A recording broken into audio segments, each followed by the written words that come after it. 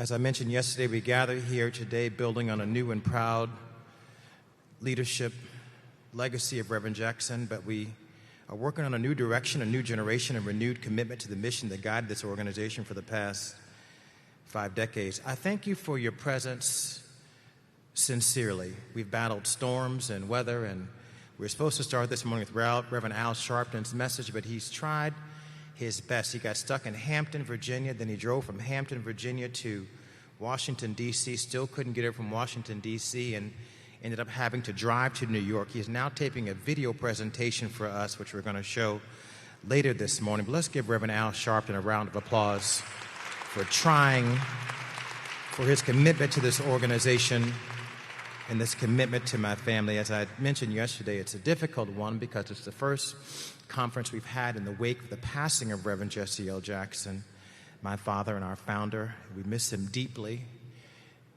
And I said yesterday that there are so many people who say, wish Jesse Jackson were here today, he would fix things. Just having his body there, he'd fix things. And I mentioned that Reverend Jackson is no magician.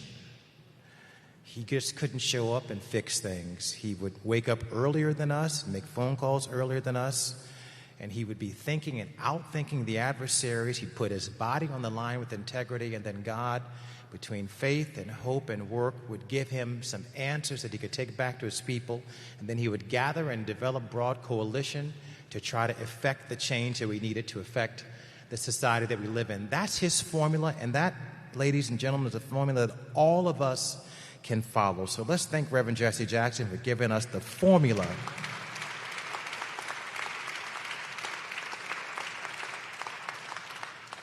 Again, we gather at just a few weeks away from the 250th anniversary of the founding of the nation. The nation was founded on a principle that we hold these truths to be self-evident, that all men are created equal.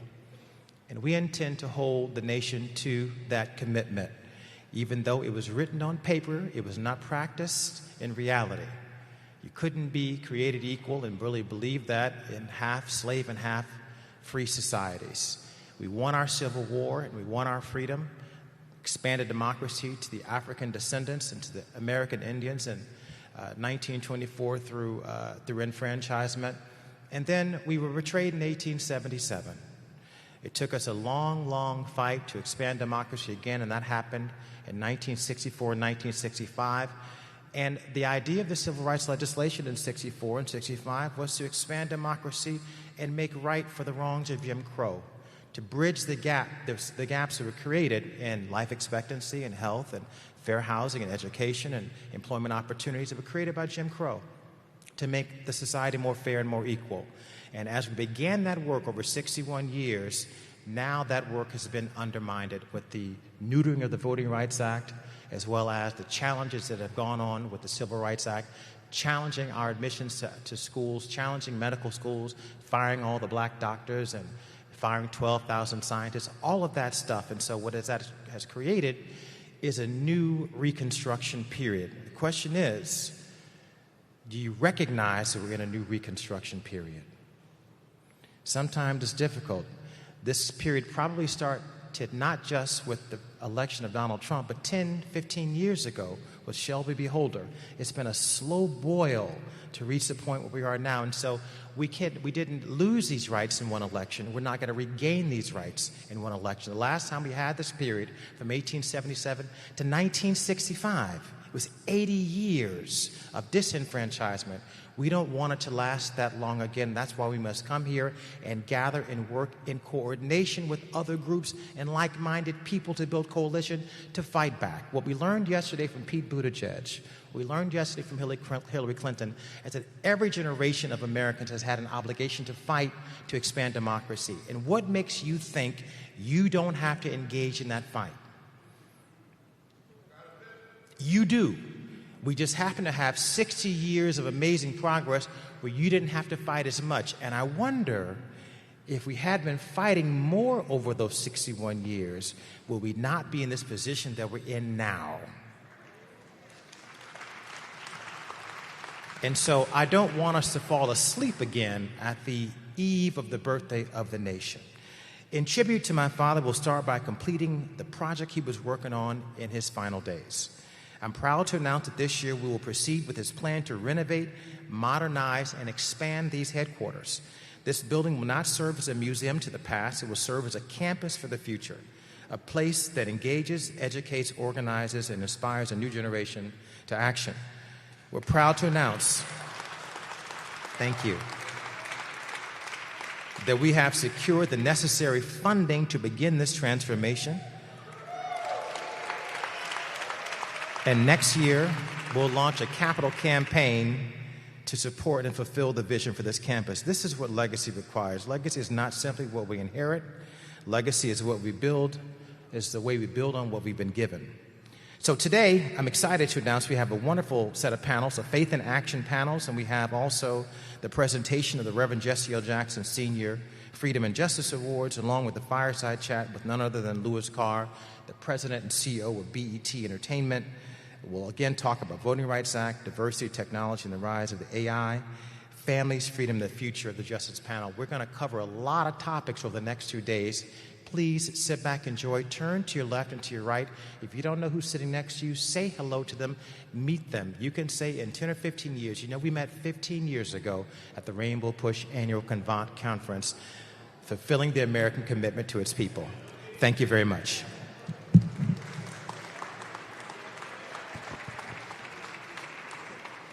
Thank you to our President and CEO. We will now move into a series of Faith in Action panels. The first panel will be moderated by Reverend Stephen Thurston.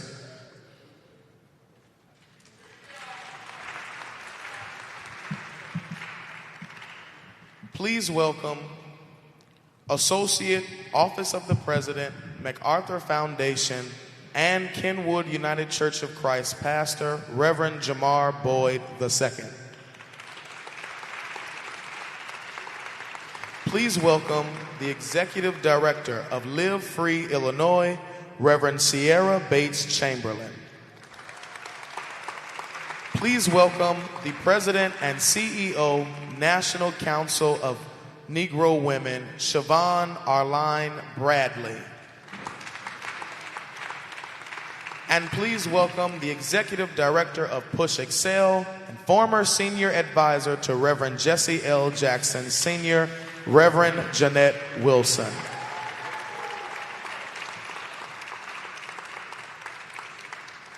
Thank you, those of you who've gathered in this space and place today as we celebrate the work of faith leaders who bring the work beyond the pulpit to the public square.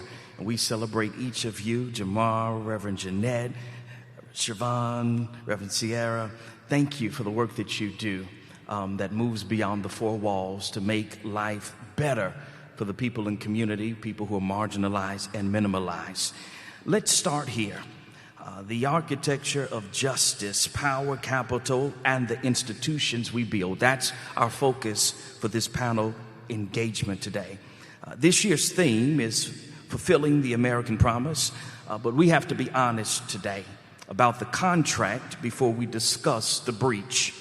Dr. King said that America gave black people a check that was marked insufficient funds. And 60 years later, some would argue that the account was never opened in our name to begin with. And so, Ms. Arline Bradley, from the seat that you occupy, tell us precisely what your organization is doing to collect on it. Not the mission, but the mechanics. Well, good morning, everyone. It is interesting when you think about insufficient funds. NCNW was founded in 1935 by Dr. Mary McLeod Bethune. And in the founding of the institution, her hypothesis was, if I can gather black women and be supported by black men, I can change the trajectory of an entire people. Yes. Where we have seen the insufficient funds has been in the investment in black women and black families. Where we have seen the challenges is that our organization has had to answer two calls. One is what we call direct service. We're an organization that has had to feed the hungry, has had to clothe children. We've had to identify resources like SNAP and ensure that families were able to get enrolled in healthcare. But also, beyond the mechanics, yes, The direct action has really been the stalwart of the work. You all have heard of Dorothy Irene Heights. She was the undergirding of the civil rights movement without all the press. And what I often tell people is that our physical space on Pennsylvania Avenue, as the only black organization with a building on the corridor of power, we have been able to be the conscience of black families on Capitol Hill. When I think about the long-term issues of the country, and when I think about the country's, I would say, treatment, I'm going to say to black women first. What I'd offer is black women and black families are, quite frankly, the threat to this democracy. And the threat is that our ability to thrive with intentional plans to take us out has blown them away. And so what I believe is there's been consistent opportunities for organizations like all of ours to be able to invest resources. And I'm a preacher, so we plant seeds. And when you plant seeds into good soil, like an NCNW, like a Rainbow Push, we've been able to see thousands of people register to vote. We've been able to give immunizations to 1 million people over the last 5 years. We've been able to activate schools. We've been able to help invest in businesses and send black girls and black boys to college that are willing to serve. So when you talk about investment, when you talk about breach of contract, the breach of contract for me is there's been no value on my life, and we've still been able to answer the call. Yes. As you indicated, black women have always served as the scaffolding, yet the men got the stage and the spotlight. And so we celebrate the sacrifice and labor. Can we put our hands together for the women who made the movement, literally made the movement possible? Let me shift to Pastor Jamar Boyd. You live at a fascinating intersection. You serve as a pastor of a congregation here on the south side in Woodlawn neighborhood, yet at the same time you sit at the table at one of the largest philanthropies on the planet, literally. And so I want to challenge you to pull back the curtain for us. Billions, with a B, move through philanthropy every year, and most black churches never touch a dime of it. What do funders actually look for that pastors don't know that they're being measured on? And what does the faith community keep fumbling on the 1 yard line? Is it the infrastructure, our imagination, or is it that we keep asking for charity when we should be demanding investment? That's good. Good morning to each of you. To start, I would say it's all three. So one, philanthropy measures this thing we call social impact. So you have 50 members, 500 members, 1,000 members, and you're asking for money for a soup kitchen, a free clinic. We got both of those things in my church. Or a child care center, and the list goes on and on. That's great, but it doesn't answer the question of social impact. That's right. If somebody joins your church at 6 years old, how are you measuring the impact of your ministry on that individual's life from 6 to 60?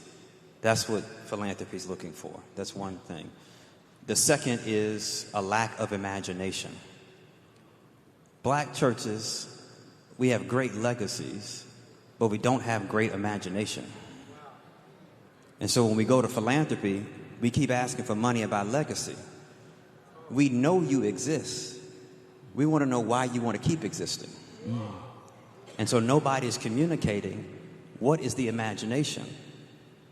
The third piece around charity versus justice, or versus crumbs, rather. You know, I'm going to use an example of when I worked at the Same We Do at Proctor conference, because I see Dr. Iva Carruthers sitting in front of me. In 2022, I went to her with an idea for a thing called the Black Church Summit. I wanted to pull together 120, 140 millennial, Gen Z, young clergy persons who were doing the work across the country. We didn't have the money for it, but I found one entity that I knew had the money, and that's Trinity Church Wall Street, the richest church in this country. And they have Trinity Church Wall Street Foundation. They have a leadership development portfolio in which they really focus on the development of young leaders throughout the country. I went to Dr. Carruthers and I said, I have this idea. This is who I'm going to go ask for the money. She said, how much are you going to go ask for? I said, I'm asking for $1 million. Because the vision is for 5 years. I need $200,000 a year to do this the way I want to do it. They called back. And they said, this is crazy that you're asking us for $1 million and we've never given you any money. I said, well, how much money are you going to give me? And he said, Tony said, if you can measure the impact over the course of a year, we'll give you $200,000. And we got $200,000. So you have to go in with imagination and treat philanthropy like they owe you reparations.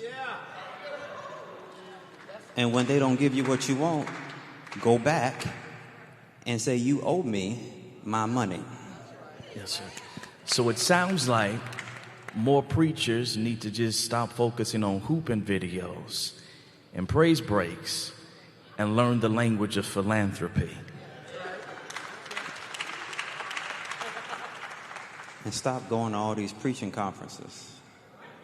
Go to conferences where people are talking about economic exchange, communal imagination, social enterprise, and civic engagement. The money people ain't in the pews or the bleachers at the preacher conference. Thank you, sir. We having real, raw, and relevant conversation. We just trying to help somebody be better. Reverend Bates Chamberlain, Live Free Illinois. Listen, you didn't just pray about violence. You moved public dollars as a black, bold woman here in the city of Chicago, in the state of Illinois.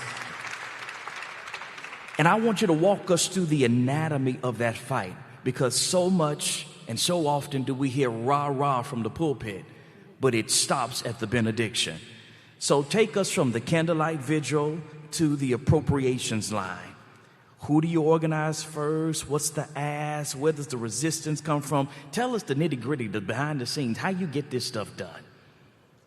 Sure, and good morning, everyone.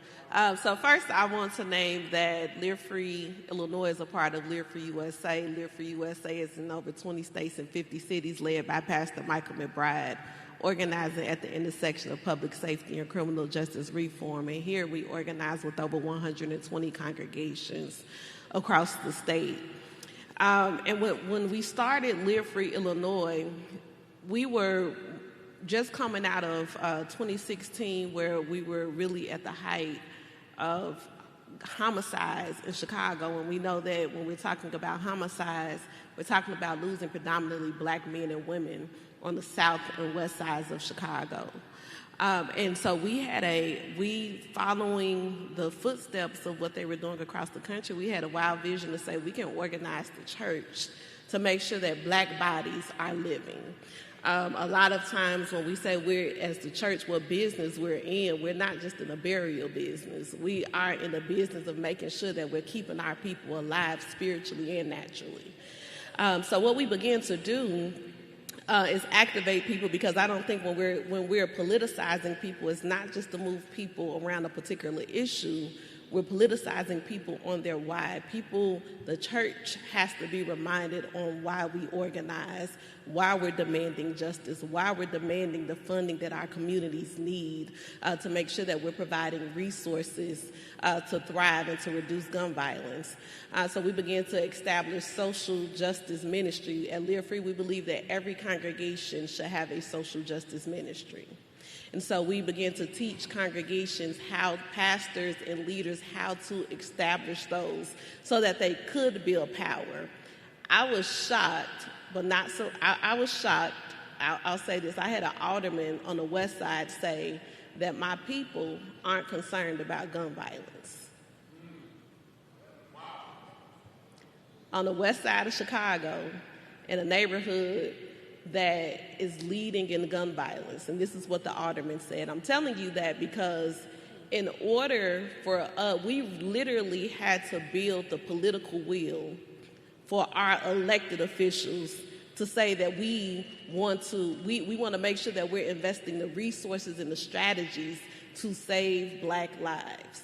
And so when you hear things like that from your elected officials, your Black elected officials, that shows us that the church has to be the moral conscience that is leading the fight to say that if don't nobody else care about Black bodies, we do.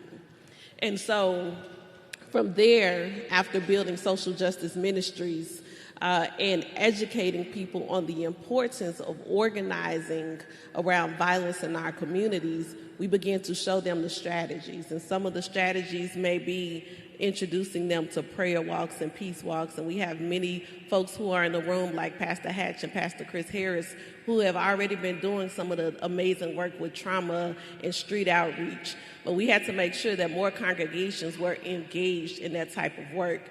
And then from there, we identified that there was an additional need that the church could fill, which is introducing the Community Healing Resource Center Network.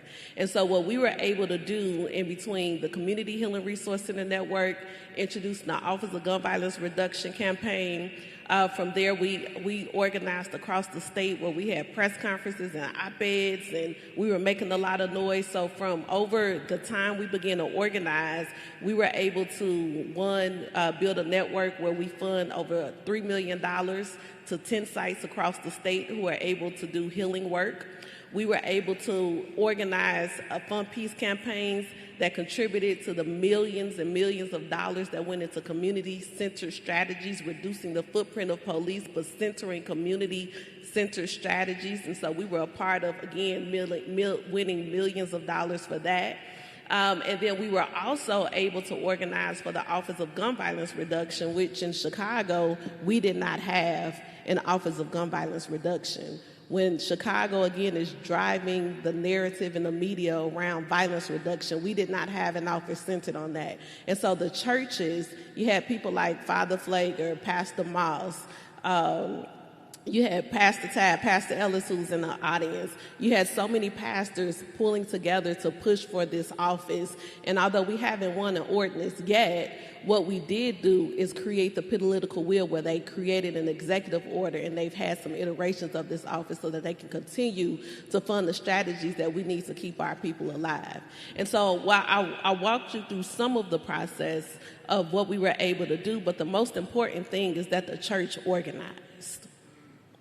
The church took the time to build power and let the people know that we have to build the political will to save the lives of our Black babies. Because if they don't, if they don't, Zora Neale Hurston says they will kill us, and if we're silent about them killing us, they'll say we enjoyed it. And so we have to make sure that we're doing the work, we're building the power, and that we're organizing the church, because that is the role that I believe that God has called us to do. Thank you, Reverend Sierra. Reverend Jeanette Wilson, our sage, our leader. Listen, Black women are the load-bearing wall of the Black church. They the tithers, they the teachers, they the ones that show up, fry the chicken, make the cakes, clean the church, do all the things. And right now, Black women are being pushed out of the workplace at alarming rates and still underrepresented in our pulpits as represented by the slavery-backed convention. The Southern Baptist Convention. So here's the mirror. What does the church owe Black women that it has not paid? Because before we talk about the country paying us back, the Black church needs to pay Black women back. Well, I think we're also the financial base for the church. We give the money, we give more money than the men because there are more of us there, and then there are more of us that were working that tithe. I think that women have to also want to be free. When you look at the majority of the people in the congregations listening every week, it is up to the women to demand openness. It is up to the women that are giving and serving to say, we want to see ourselves reflected at every level of leadership. We have to do it in corporate America. We have to do it in the educational system. And we now being forced to do it within our faith traditions. But also, I think that women have to look beyond being an usher, a choir member in the church. We should be leading the struggle to rebuild our communities, causing the church to be the church, not to have worship. And I think that working with Reverend Jackson, he formed Push Saturday broadcast as a way of inspiring, informing, and encouraging people to leave here to go to the streets. We shut down grocery stores that sold bad meat. We went to the streets to demand opportunities for our scavenger services to pick up the garbage in our neighborhoods. We would then look at our banks and say, we have piggy banks. We want real banks that can make loans. The church has to move outside of its building and structure to be the church in the community. When I went to Chicago Public Schools one day, 12 kids were killed in a weekend, which I thought was horrific at that time in 1997. I called the then CEO of the school system. I said, what are y'all doing? 12 kids dead? I hear nothing. From pastors and churches. So Reverend Evans said, well, we'll convene a meeting of the pastors. I said, we can't allow this to happen. And not a pastor had gone to the family, had looked at why were they being killed in the community? Where were they being? No one met with the families of those people because they weren't members of the churches. Long story short, we found out that so much violence was happening in the communities. Many of the kids were living in homes with no men on the whole block. Little boys talking about, I'm the man of the house, because he's selling drugs or watching for the drug dealer for somebody else to sell. It is important that the church take back the neighborhoods. You can look at the difference between Father Flager's community around the community of St. Sabina, and you look at around some of these churches. I don't even know how we drive to the church to get through the filth in the community, the disregard for life, the disrespect for elders, and we're doing nothing. The church has to be the church. Thank you. Can I lean in on this? Yes, lean on it. Rev, you said something I think is profound, and I want to talk about, supremacist thinking will have women think that they're not supposed to be leading either. Yes. It's Pavlov's dogs, right? It's very psychological that all your life you've been told you can't. You begin to believe that foolishness. And then you begin to preach it. There are women who won't sit under women. Say that. That's right. And so I think we have to be thoughtful about what we're saying, that we're asking us to liberate ourselves. We've been taught to chain ourselves. That's an oxymoron. And so I think it's impactful when we're sitting here talking about things that people have not even sat with, the psychology of this and the trauma of what sexism has done to the church. And I want people to understand that's not the Jesus that we serve. Yes. That's not even a part of the ministry of Jesus. As a matter of fact, his calling on men and women has been so profound, which is why women sustain themselves inside of theological preaching. So liberation theology means get free and learn of God. And then do the works, what God would call us to do. And this is why civil rights work has to be a standard inside of the church. Absolutely. And it's social justice ministry and social justice execution. We got more ministries than I can count. And the question is, what are we doing after we have the ministry? Yes. Are you voter registering and driving people to the polls? And are you going to your state legislature? Are you going to the city council meeting? It's a lie. You do not have to endorse anybody. You can literally tell people what they need to do and not lose your tax status. So I want to dispel some of the myths that are out here about this. And you need to stop letting a politician walk in your pulpit that you've never met. Some candidate comes up and tells you a lie on Sunday and goes back, and you never see him again. You have to have expectations.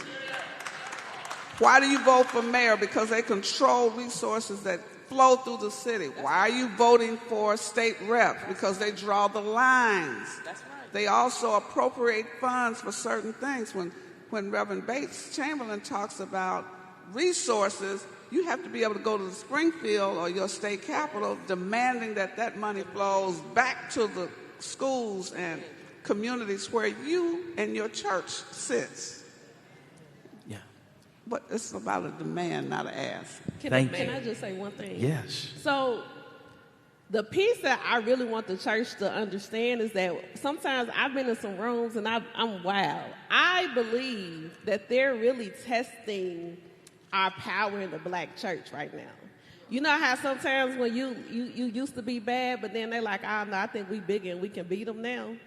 I think that's a season that we're going in the black church, because there's no reason why, when we're talking about resources being invested in the church, that churches aren't getting the resources and the grants. And I'm going to tell you why, because when they need somebody to feed the people, they go to the church. When they need somebody to bury people, they go to the church. When they need to distribute information and other resources, where they go? They go to the church. But then when it's time to distribute and allocate grant money, they're like, oh, I don't know if we want to give to the church. This is something where we got to organize and push back on to show them, no, we're still a powerful people. And in fact, we're still the most powerful institution in the black community. And we're demanding that because anytime you're investing, when public dollars are being invested into not-for-profits, they're investing money into missions that they believe in. Our tax base, we're taxpayers.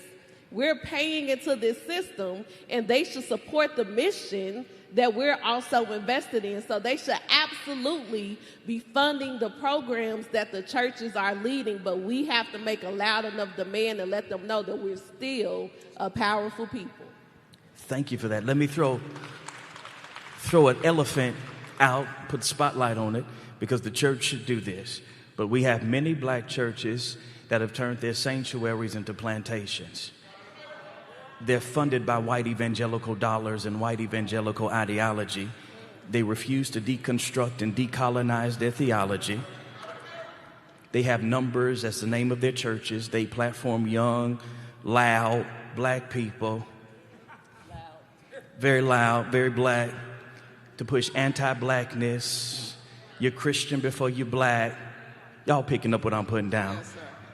And so they have trained docile disciples. They have developed prophetic laryngitis, and that's trickling even here in Chicago.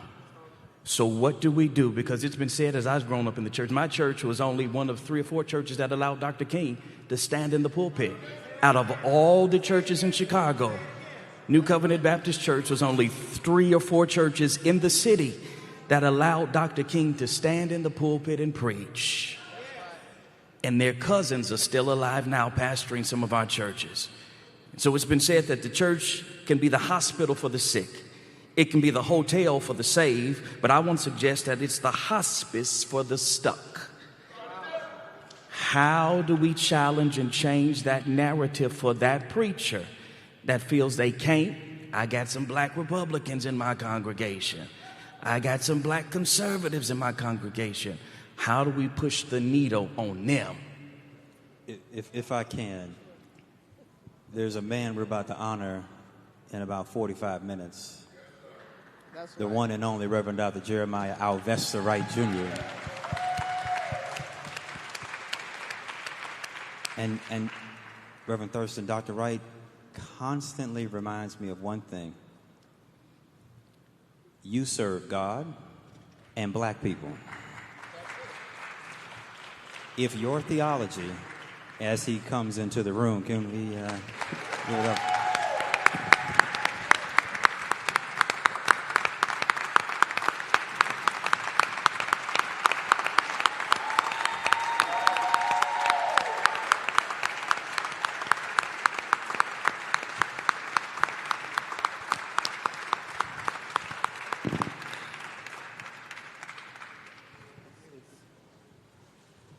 It's this argument and ideal that your loyalty is to God and to your people.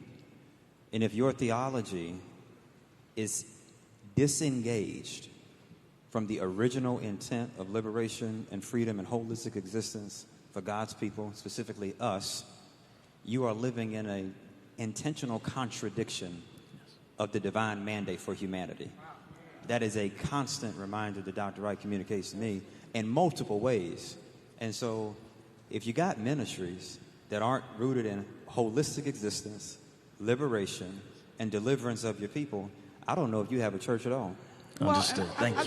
I don't think you do, because like Dr. Wright and one or two others in the United States, like Otis Moss Jr., people need health care. How could you not be fighting for that? And you look around you with all the sick people that are sitting just in the room with you on Sunday.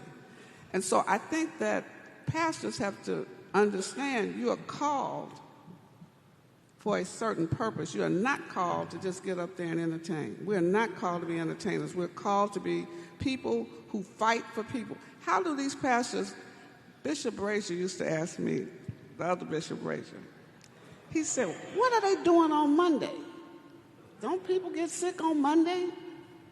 I said, I don't know, Bishop. You know more than I do. You're the bishop. He said, well, why don't they look at the community? He built houses for people so they could live in decent housing. That's the role of the pastor, to find ways to lift people, to liberate people. But you can't liberate if you are incarcerated yourself in your mind. That's why this pope is a great pope, because he steps out and said, I follow God. And you can't fear a president, a mayor, or respect them more than you respect God. You spoke to this conversation around evangelicalism, and I want to honor Dr. Wright. I'm a graduate of Samuel DeWitt Proctor School of Theology, and so as a Virginia Union grad, there's some things that we learned specifically. One is hypnosis is not the Holy Spirit. Yes. Strobe lights and darkness is hypnotizing people. And they are frozen in a moment because of money and mischievous. And I want to help people understand this. Evangelical, that word, only means to evangelize the saints. But the hijack of the word has now turned into a political party. And the political party, they understand now. This is a marketing tool. And it has worked because we got mamby-pamby Christians that don't understand their own power in Jesus. And if you really understand who you are in Christ, you would never accept below the standard of Christ. And I would offer this. You know how we push back on them? We got to start praying first. We have forgotten praying some stuff out of here. Mm-hmm. We have also not done enough, hear me, to create space for young people to have an experience with your house. Yes. They're going there because it's dark and lights. Sure. And what have we done to create space for young people? Pull your pants up, pull your skirt down. I was taught that way too. Well, then bring them a skirt to wear. They are watching their mothers and fathers. What have we modeled for them? When I think about the pushback also on this movement, we got to understand some of this is also about being planted as a political ploy. These guys are also being paid by far-right folks. Correct. To get likes and clicks. Correct. That's why they're denouncing the Divine Nine. That's why they're denouncing the work that we do in the black church. Yes, I'm black because Jesus made me black. And that's the blessing of God over my life, that he made me black. And then mess around, be black and saved and fly? All of that. What you say? Can we celebrate these amazing faith leaders, the work that they're doing in the church, outside of the four walls? Y'all can do better than that. They're doing the doggone thing. Thank you so much. We'll grab a photo with this group, and then Dr. Handy is coming to lead us in our next round of clergy conversation.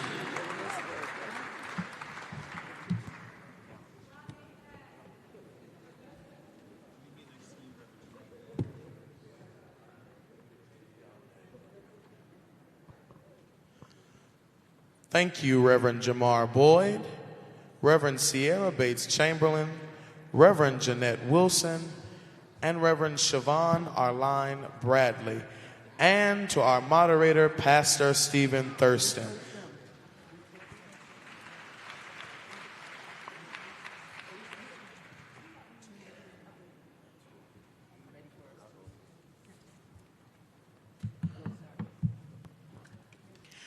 Our next panel will be moderated by the president of McCormick Theological Seminary, Reverend Dr. Maisha I. Handy.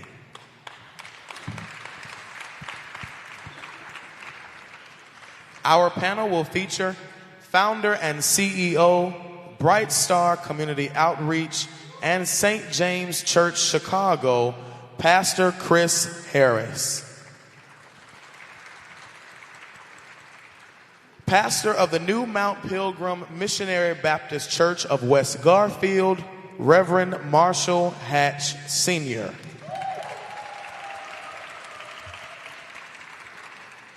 And the presiding elder of the AME Church Minneapolis, Elder Stacy L. Smith.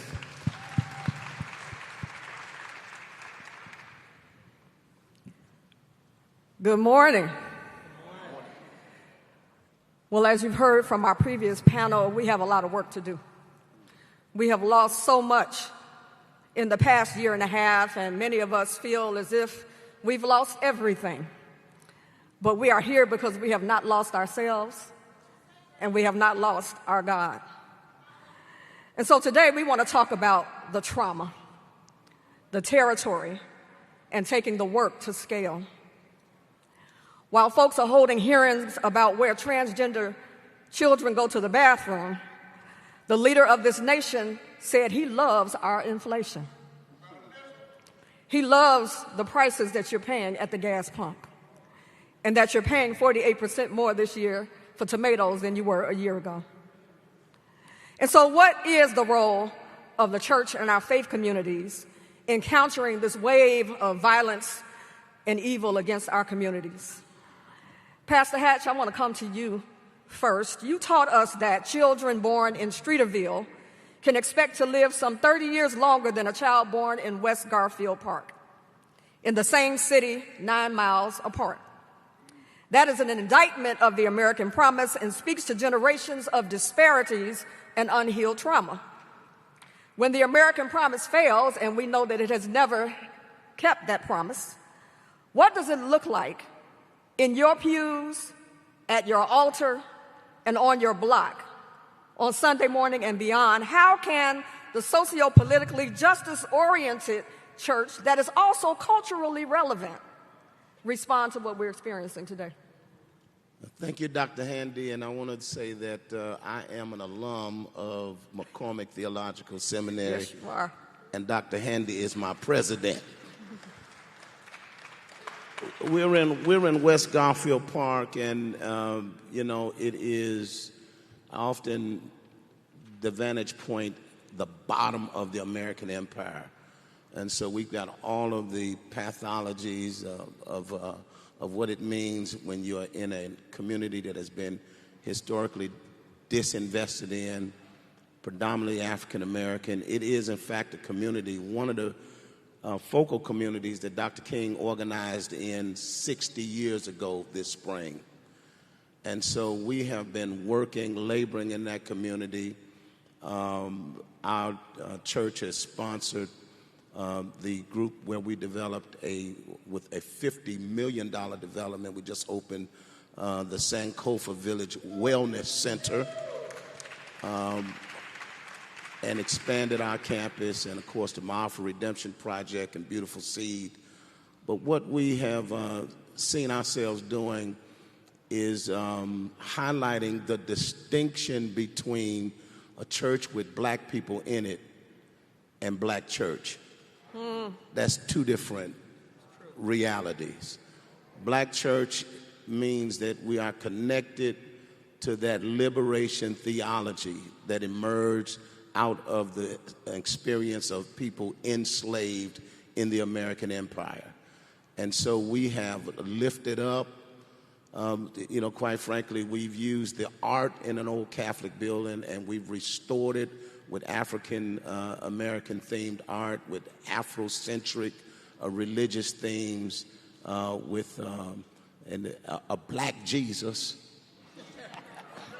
Because I often say, I don't know so much I say Jesus saved me as black Jesus saved me. Well, where the more freer I become, the more African I become, as well as Christian. So we've done that kind of work to bring hope to a place that needs hope the most. And it has been an incredible vantage point through which to view geopolitics, quite frankly, from the bottom of the empire in West Garfield Park, and the sheer genius that we found on street corners of young men that we've been able to not only disciple but also to learn from them, and young women. It has been an incredible experience, and of course the salvation for our people really are the people that we think are the menaces to society. The sheer genius that we found in our young people has given me incredible hope. Thank you. Let's take it to Minnesota, and then we'll come to Bronzeville. Presiding Elder Smith, you're a part of the AME Church in Minnesota. We know that Minnesota has been at the center of the nation's reckoning related to justice, immigration policies, and ICE. Some would think that we're in the eye, perhaps, of the storm, or that there's a lull in the storm, but we know that the storm is being hidden right now, and that journalism is not being even allowed to report on some of the things that are happening. And so when you think about faith and action, what does that work look like on the ground in Minnesota right now, and what is the church being called to do next? Thank you for having me here today, and greetings from everyone in Minnesota, because Minnesota, in a sense, has truly been on the front lines ever since George Floyd, and we have not stopped. And because of that, we have a unique system that works for us in Minnesota that we are trying to share with not only the rest of the United States, but with the world. Because when George Floyd happened, it not only affected Minnesota, it not only affected Illinois, but it affected the world. And I have churches in Canada as well, and they were calling us to say, how can we help? What can we learn? What can we do?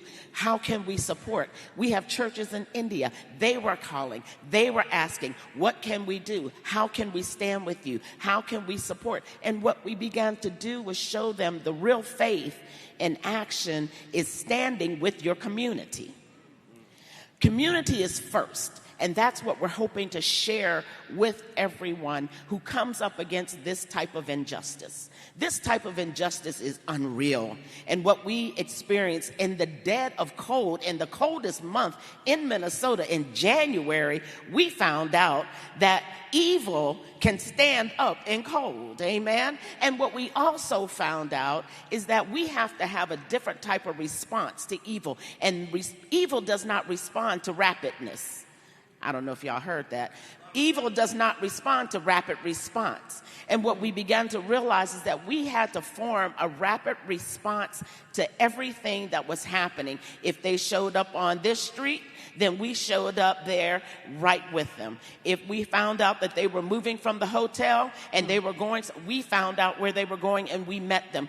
We stayed at the detention centers. We paraded around. We protested. We laid our bodies on the line. Because faith is the substance of things hoped for and the evidence of things that aren't seen. So we believed that we were doing something that stood for something that allowed us to show the world how to do this. Community is first. if you're not taking care of your community, if you're not taking care of your neighbor, if you don't care about your neighbor. See, we didn't care that they were Latino. We didn't care whether they were Hmong. We didn't care whether they were Chinese. We didn't care whether they were Haitian. That was our neighbor. And at a church that I work with right now, our neighbor's wife, who was Latino, she was 8 months pregnant, taken into detention, and held for at least 4 weeks, and until she got to the place where she was starting to have labor pains, did they release her. When she was released, she was so sick because she did not have the care. But because we stood with that family, we pressed against the detention centers. We said, please let this woman go. They let her go. She had her baby. But let me tell you how evil works. So evil did this. Evil said, well, we released her, but they're no longer going to be your neighbor. So what they did, they got to the landlord. They told the landlord to raise their rent by $700 to $800. And our neighbors had to be moved because they couldn't afford to live there anymore. That's the evil that's happening behind the scenes that we all don't know about. This is the evil that we have to educate ourselves to so that we can stand up against these things. ICE is still in Minnesota, family. They're just a different tactic. They've gotten quiet. They subdue what they're doing. But they're still here in Chicago. They're still everywhere. You need to understand they're not going away. We just have to remain tight as a community and support one another. Faith in action is supporting your community. Thank you. Thank you, Presiding Elder. Pastor Harris, I want to meddle a little bit. We are fluent at shouting and shabaking on Sunday. And we have all of the bells and whistles and pomp and circumstance of worship life, but we are often silent about the trauma that walks right out of that same door, not on Monday, but on Sunday. You went all the way to Israel and studied how nations treat terror survivors, and you brought that science home to Bronzeville. Bronzeville, which has been in the news a little less than the weather a couple of days, but we've seen Bronzeville and the violence happening there on the news. What does a trauma healing response look like? We have a trauma healing initiative at McCormick Theological Seminary, and we understand how important that work is. But demystify this for us. How does the church actually become a healing station and a trauma center when we've been taught to take it to the Lord in prayer, but not to a trauma-informed counselor or therapist? So first of all, thank you for having me, and what a privilege it is to be on this panel with such amazing people and in the room with some of the folks who I've looked to for many years and stand on their shoulders. I think for the church, we first of all have to stop trying to do 8-track ministry in an iCloud generation.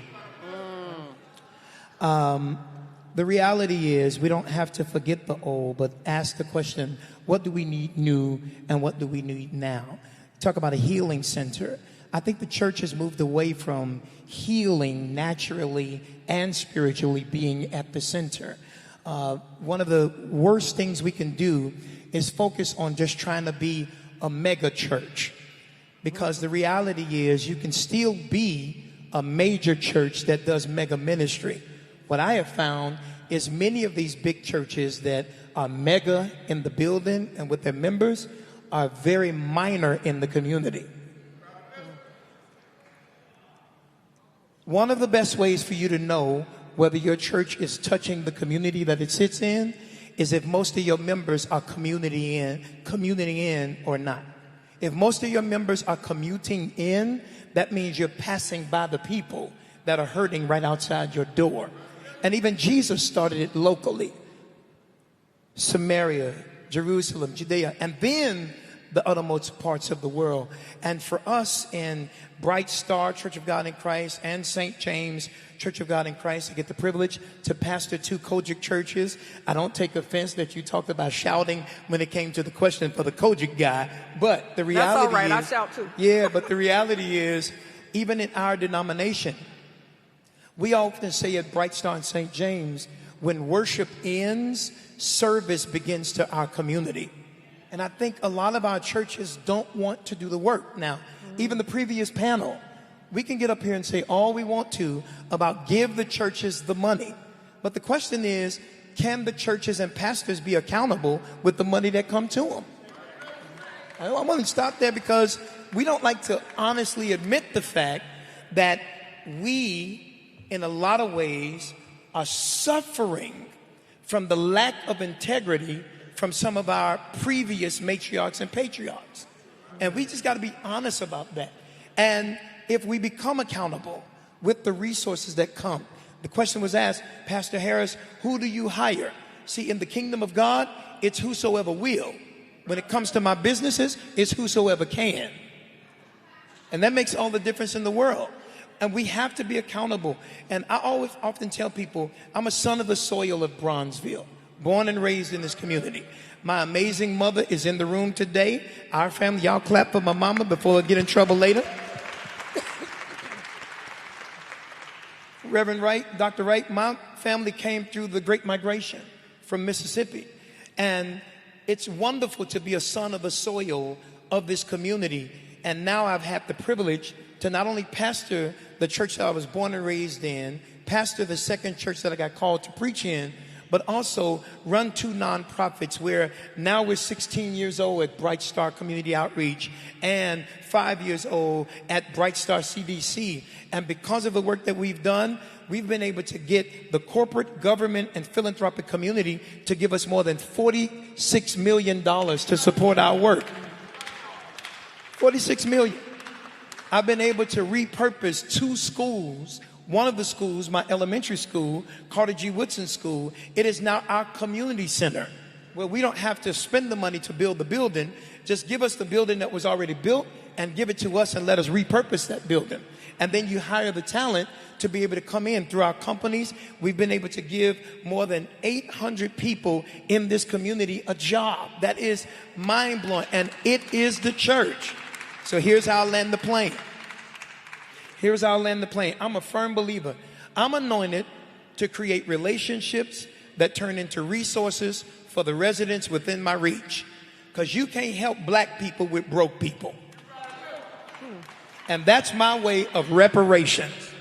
If we can't get it through the law, let's get it through love and find out the people who don't look like us and don't live like us. I don't care if you do it out of white guilt or because you care. Write the check. We got work to do. All right. Well, let's talk about resources a little more. The average size church is not a mega church. It's 50 to 75 people. And yet many of them have buildings. They have assets. Reverend Hatch, I'll start with you, but anybody can respond to this. Your church didn't just occupy land. You developed it. We're excited to hear the announcement from CEO Jackson this morning that they've obtained funding to redevelop this historic building. Housing, art, memory, economics, all flowing out of a sanctuary in West Garfield Park. Many pastors are in their community sitting on their most valuable assets, but they don't know it. Other churches are struggling just to keep the doors open. How does a congregation leverage its land or its legacy into the kind of development that builds up the neighborhood and the community without pricing the neighbors out like gentrification does? In West Garfield Park, we're in a warfare. Before any of the funders showed up, we owned a city block. We took our own money, and every time we paid off something, we bought something else. And so when they arrived, we had built a certain amount of power intentionally, meaning we had organized people, we had organized resources, we had land. Before any funders showed up, we were self-funded. It's called Missionary Baptist Church. And so the most important funders are the people in the pews. And then, of course, we've been fortunate that we've had the kind of outreach ministry that the major families on both sides of the law are part of our church.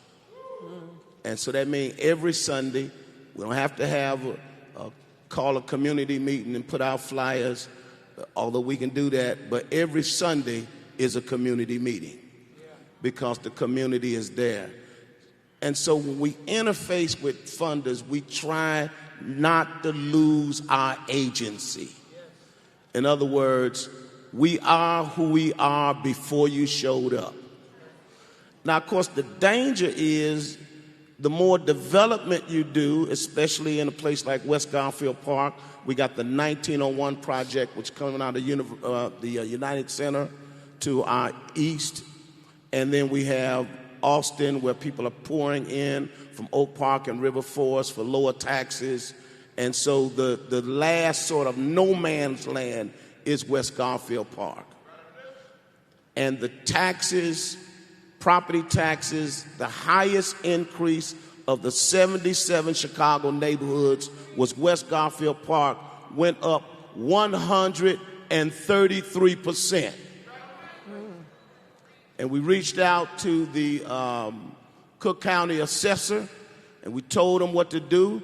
We said what you need to do is roll back these taxes, freeze them at that level, and then go down to Springfield and fix the law, because the law didn't come from Mount Sinai.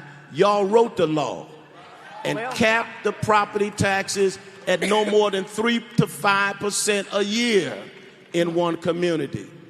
He didn't do what we said, and he lost. So we got power. And we invited the other guy, and we explained to him he didn't do what we said, and he lost. Now what you gonna do? We're in a fight. 133% in West Garfield Park, the taxes went up. In Lawndale, 90%, 80% in Inglewood. All three struggling black communities.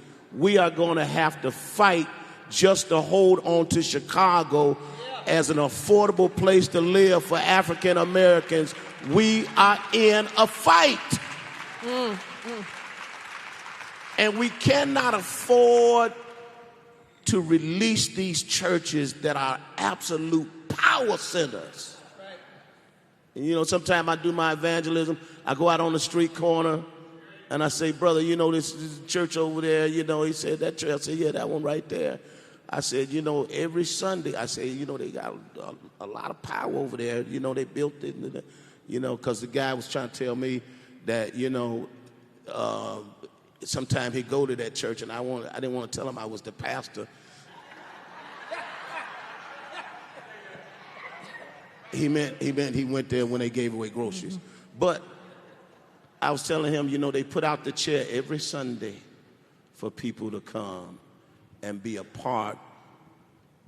That is what the African American church is. It's not a building, it's a community. It's a community. And then I'm through. And what we found out, programs are great. We get the fun. My son is incredible at that, at community development.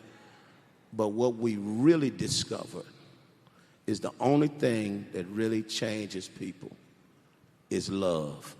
The money facilitates a relationship.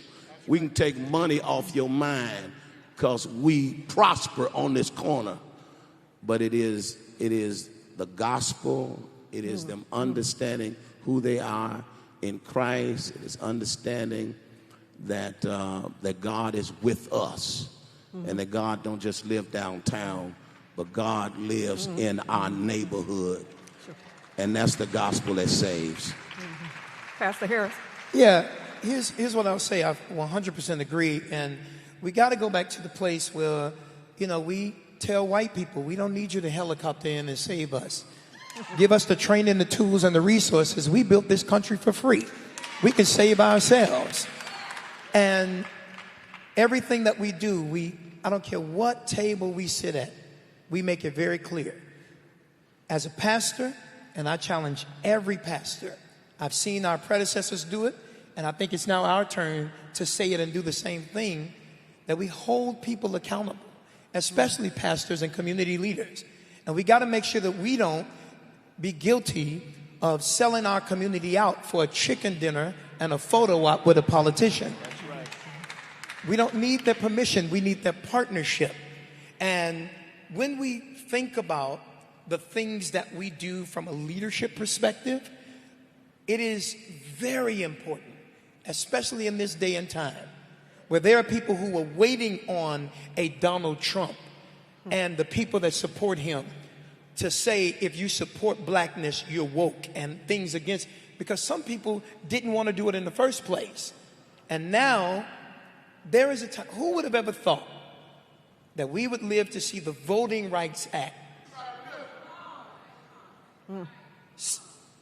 I can't even fathom. And my prayer to the church is that we stand up right now so we don't have to apologize to our grandparents for not doing anything to retain what they did, and apologize to our grandchildren for being quiet while all this crazy noise is going on. And the church got to do it from the pulpit in the way that they always have. Let's talk about what that looks like. That's a great segue to where I want to go. I'm talking to 3 pastors, theologians, yes. And if we don't deal with theology, right, it's going to be very difficult for us to have accountability. You said we don't want to do the work, right? How do we theologize this? Frederick Douglass said, we preach and teach theologies that keep us fit for slavery. But when you're dealing with congregations that find the Bible authoritative, how do you take the Bible and theology and inspire people to do this work? And Pastor Smith, I want to start with you. Help us connect those dots. Because if we don't do that, right, then how are we inspiring people to want to engage in faith and action? Thank you. That is an amazing question. And I was just in Washington, D.C. last week. And I happened to have the opportunity to go to the African American Museum. And when you talk about theology and the Bible, and when you talk about slavery and freedom, the intersection of all of that is truly mind-blowing. And one of the things that I understood in 1400, that when slavery was being brought to this nation, also another radical concept was formed at that same time. The radical concept was called freedom. Amen? Freedom was not a concept in the African diaspora because we had it. We were with people that looked like us, people that talked like us, people that work like us, people that grow vegetables like us, people that exist like us, until we were taken captive by something that white pastors, preachers, popes called slavery, because they saw the economic freedom for themselves in that. Not our freedom, but their freedom. Amen? And so what I need you to understand is that theology has been what has enslaved us. White theology, let me take that back. White theology is what has enslaved us. But it is our mind concept that has to free us, because we have to continue to preach the black liberation theology, the one that James Cone told us that we need to continue to preach. And what that is that we need to understand what we are made from, what we desire, what we hold sacred as our truths, what we believe that our God has set for us, not what someone else's God has set for us. Our God says that we are free. I happen to believe what my God says. I happen to believe that the Bible, if you follow it, that it is freedom in itself. It teaches us whenever someone was trying to be enslaved, God stepped in and freed. And if we follow those concepts, we too will be free. I just happen to believe I can't associate myself with white theology. I can't associate myself with what does not work well for me and my people. I can't associate myself with something that breaks me down instead of builds me up. I need my people to be built up. Because we have been torn down for centuries. It's time for the black pulpit to come back and start preaching freedom and start preaching the theology that helps us to be what James Cone called the escape hope. And that we escape from what our parents went through so that we could become better. And so I think you're absolutely correct that we need to say we're sorry right now to our ancestors. I know my grandmother marched on Washington with Martin Luther King. I know I need to say I'm sorry because I have not fought long enough and strong enough to keep us ahead of the game. Our Civil Rights and our Voting Rights Act would not be repealed if I was fighting harder. I said, Lord, what do I need to do? I need to stand up. I need to fight. I need to stand on your word. I need to preach the gospel. I need to set the captives free. I need us to be free. Excellent, excellent, excellent. We have to close, and, I can't be sitting here ever and not acknowledge that we have someone who embodies what you just said in the person of Reverend Dr. Jeremiah Wright. Amen. Amen. Amen. He gave us a blueprint. He showed us how to do it. Yes, he did. Mm-hmm. And so we have to ask ourselves that when we do step in and embody it, do we support those who do? Another question for another time. As we close, many would ask, if your church vanished from the corner on tomorrow, would the neighborhood miss it? Would our young people even notice that your church is closed? We are having you here in this conversation, but we believe that your neighborhoods would notice it. And so as we close, I want each of you, to give us, what is your faith without works is dead to-do list? What would you call us to do? What's the call to action for those of us who are sitting here in this room? What do we need to do? So thanks for having me. I would say a couple things.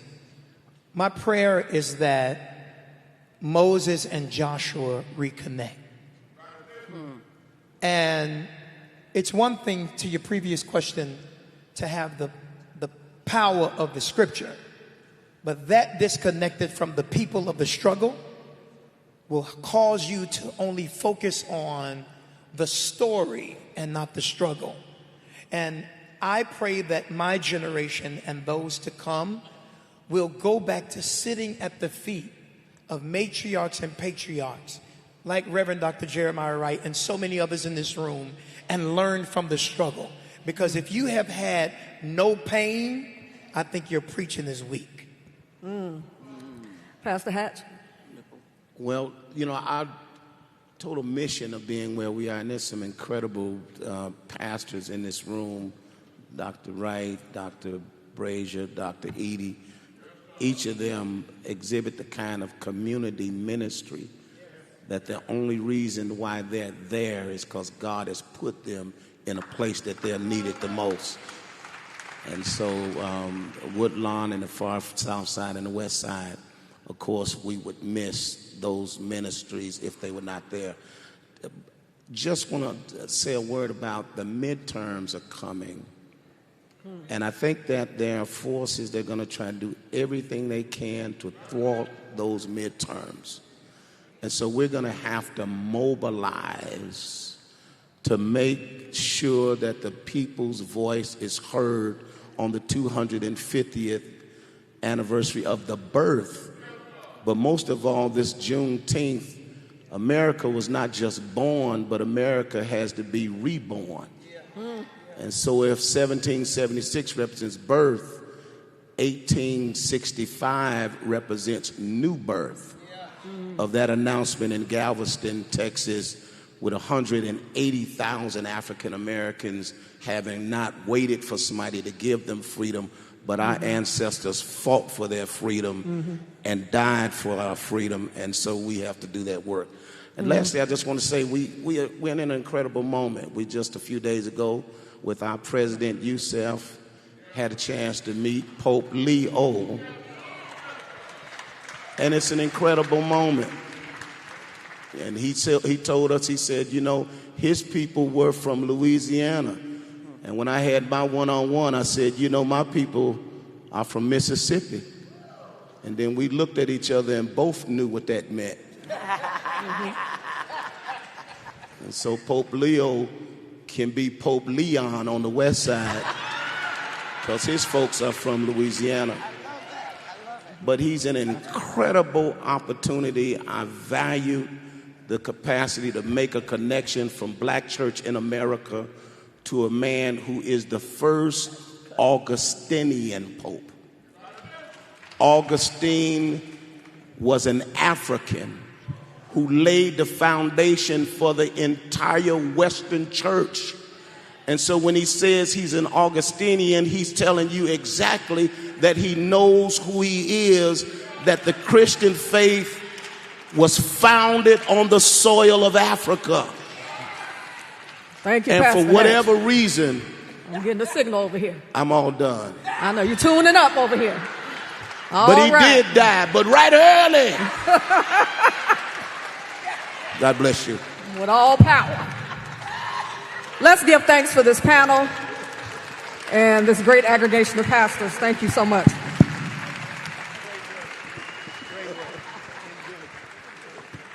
Thank you so much to Pastor Chris Harris, Reverend Marshall Hatch Sr., Presiding Elder Stacy L. Smith, and Reverend Dr. Maisha Handy.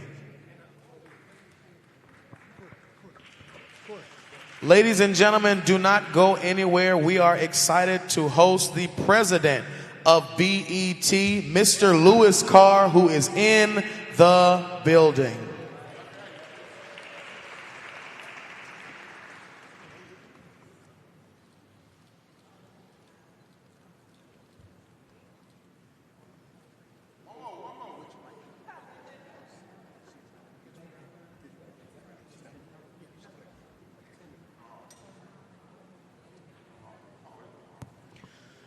Ladies and gentlemen, it is with great honor that we establish this award for the first time ever at the Rainbow Push Annual Conference in the name of our beloved founder, the Reverend Jesse L. Jackson Sr. We have established the Reverend Jesse L. Jackson Sr. Freedom and Justice Award.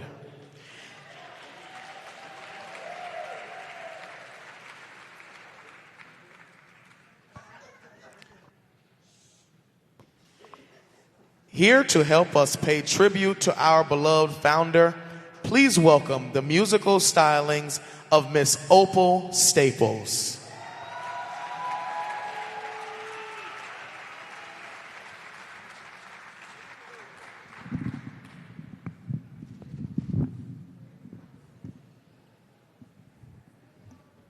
I'm gonna try.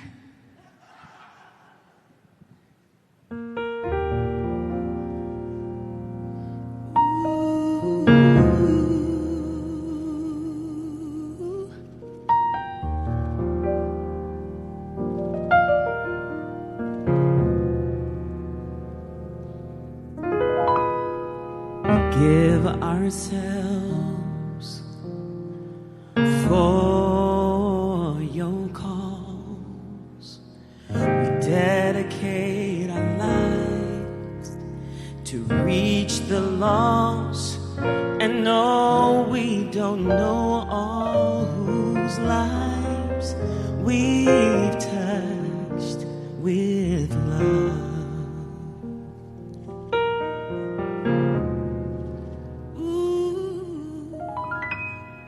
We consecrate, we sanctify, purging ourselves to purify, that no light be seen by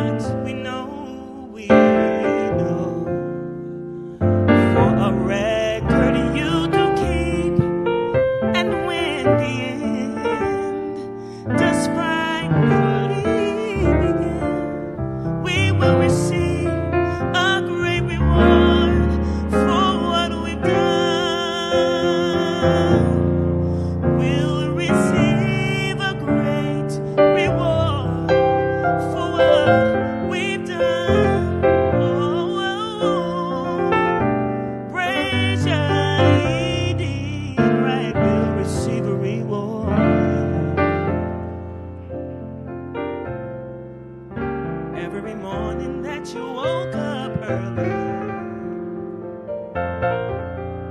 Every night that you didn't even sleep, you will receive a just reward. Oh, for we may never know all the people we have touched, for we may never know all the lives that we have reached, yes. When the end begins, we will receive a great reward for what we've done.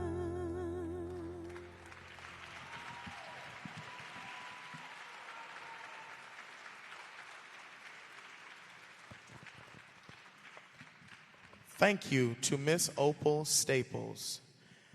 Now to present the Reverend Jesse L. Jackson Sr. Freedom and Justice Award, please stand and welcome our President and CEO, Mr. Yusef Jackson.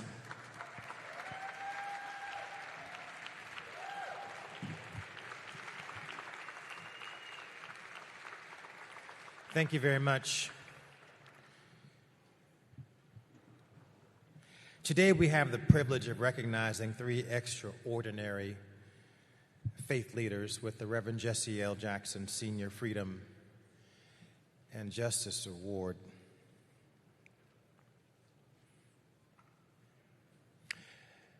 My father would be so happy to see you all here today.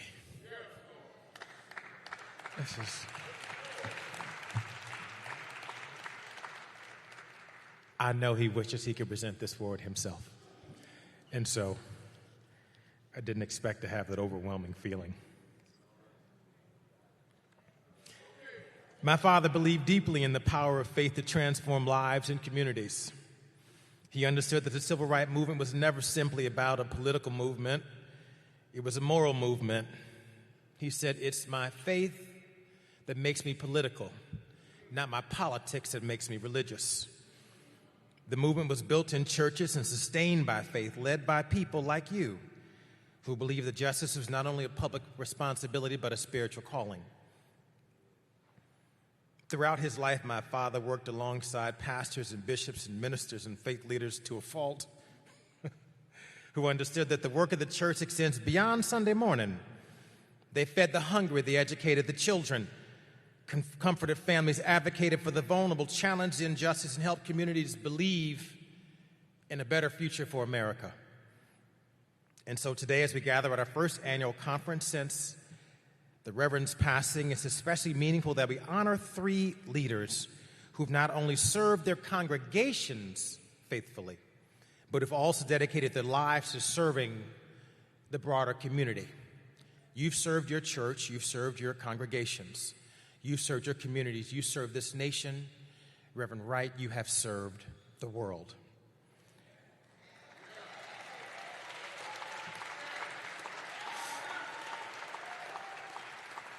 Each of these leaders has demonstrated what it means to move from ministry from the sanctuary to the streets. You've used your voices, your platforms to influence and advance justice, opportunity, dignity, and hope for all.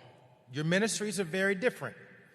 Your journeys have been very different, but you share a common commitment, a belief that faith must be lived through service, that faith is the substance of things hoped for, evidence of things unseen. So it's my honor to recognize them with the Reverend Jesse L. Jackson Freedom and Justice Award. Please give them a round of applause.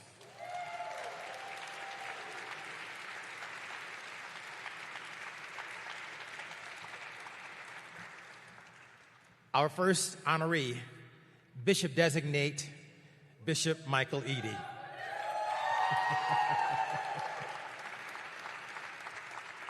For more than 4 decades, Bishop Eady has exemplified servant leadership through his ministry at People's Church of Horus, Church of God in Christ. His work has never been confined to the walls of the church, and throughout his ministry, he's developed programs and services that have touched the lives of countless youth. families, individuals throughout this city. His commitment to serving the whole person, spiritually, socially, and economically, reflects the best traditions of faith leadership.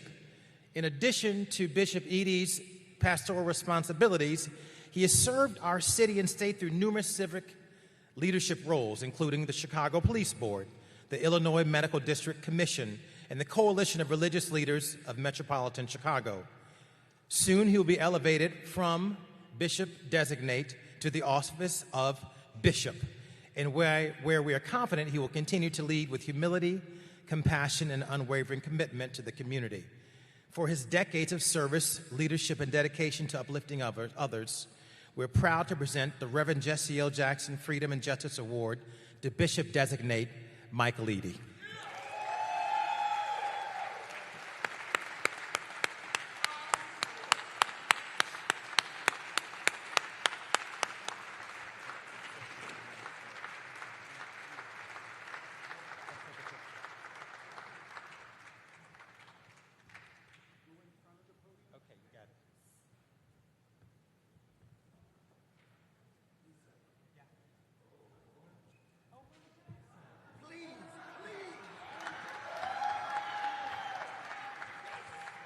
Let me introduce to you my mother, Mrs. Jacqueline L. Jackson. She is the reason for the award, and I got excited up here.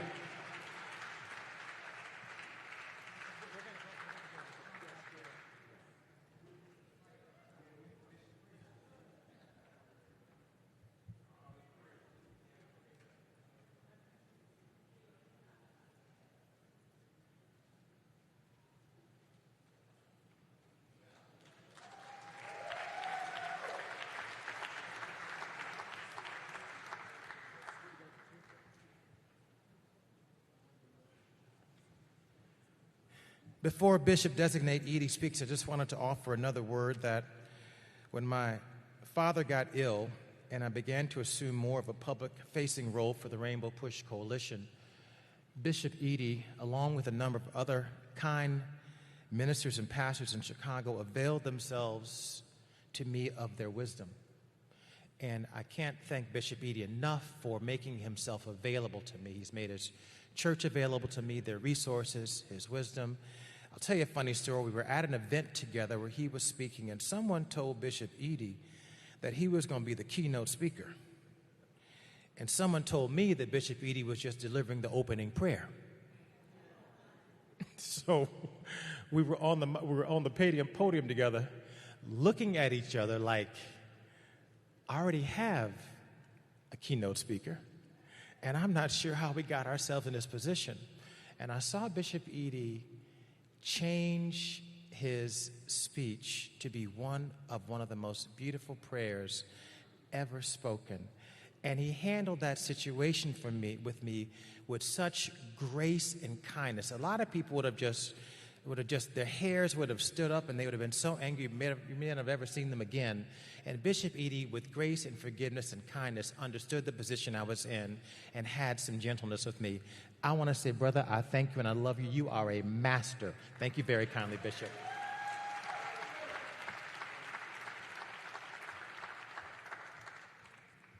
Well, first of all, let me thank President Yusef Jackson and certainly the iconic Mrs. Jacqueline Jackson.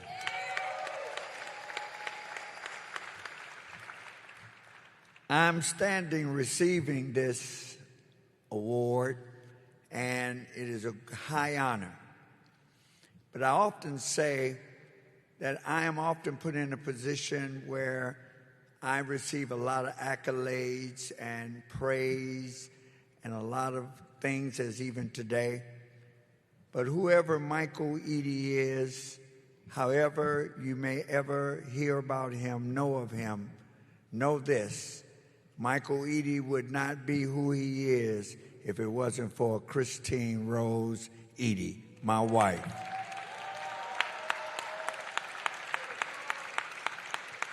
So happy that my youngest daughter is here as well. Let me just close with this. 12 years old, a citywide boycott west side of the citywide boycott, student on the west side of the city, directed by Reverend Jesse L. Jackson, Dr. Martin Luther King. I was just happy to be able to be out of school that day. But they took us to a place. They taught us how to make picket signs, taught us how to walk in picket lines, taught us we shall overcome, how to sing freedom songs, swing from right to left. That was the seed that was planted in me at that age, and that seed has continued to grow. If I owe anything, I owe great thanks to the Reverend Jesse Lewis Jackson for planting that seed in me. Certainly my father taught me manhood. My first pastor taught me an appreciation for God, and my mentor, the Honorable late great Bishop Lewis Henry Ford, taught me about community service and civil action. And so I am so very appreciative of this moment. Thank you so very much for this recognition. And the way that I'm going to use this award is I want to be one to perpetuate the legacy of Reverend Jesse Lewis Jackson. I have made, and President Yusef Jackson knows this, I have made a renewed commitment to Rainbow Push Coalition.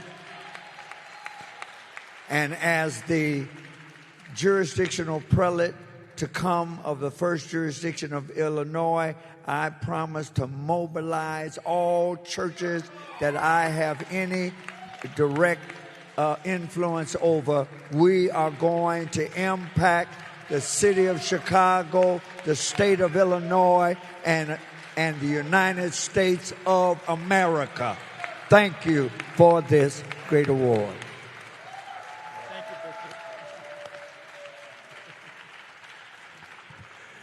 Bishop, thank you for your partnership.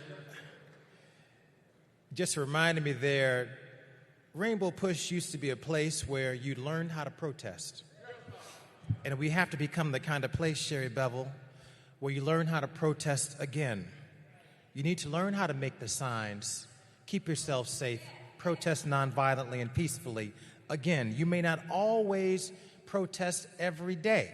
You don't swim every day, but you know how to swim. It's just an important practice. And learning to have the muscles and instinct to protest is something that Rainbow Push must preach and teach again on Saturday mornings. Our next honoree is none other than Bishop Byron Brazier.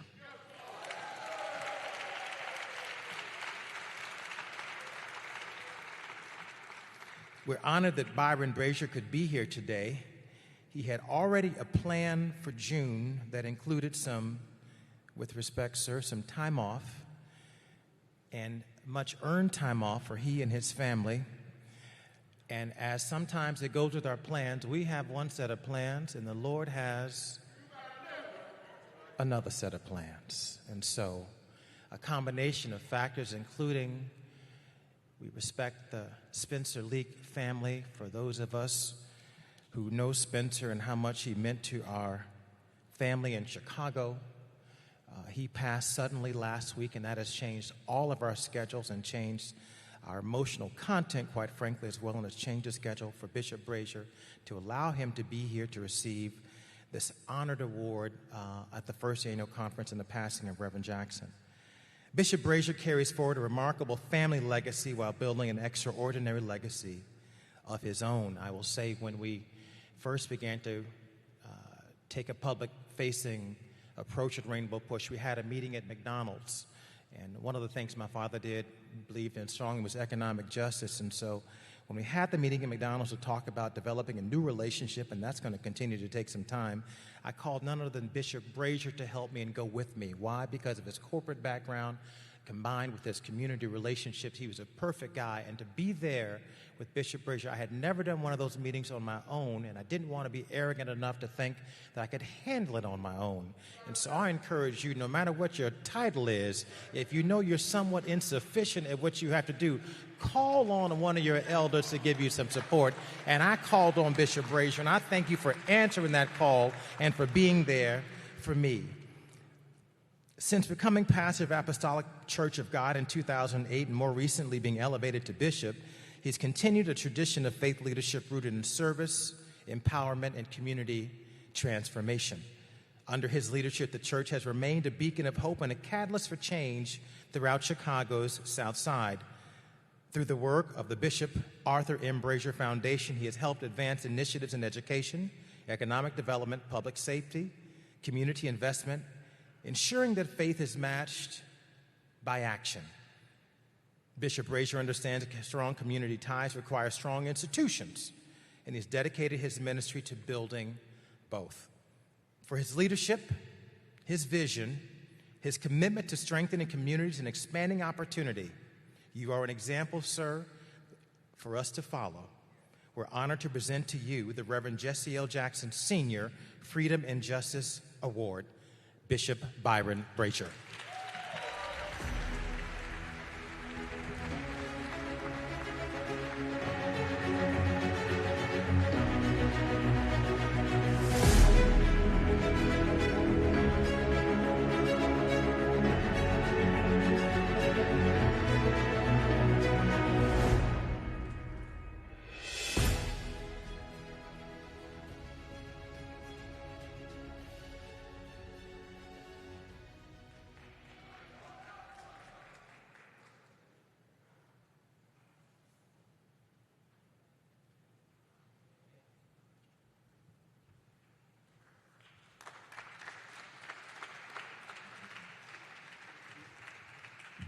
Praise the Lord to everyone.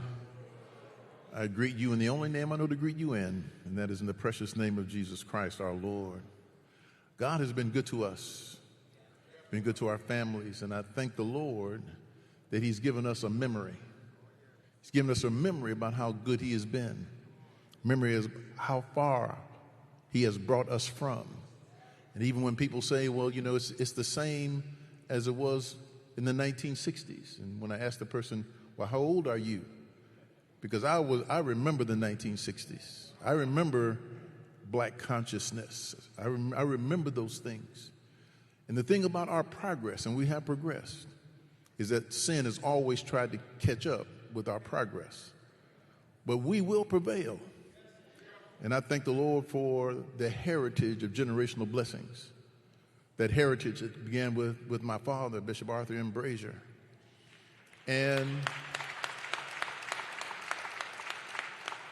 how I was in the room when he was talking with Dr. King. I was in the room when he was talking to Bill Berry. That was a time when there was only one phone in the house, and it was always in the living room.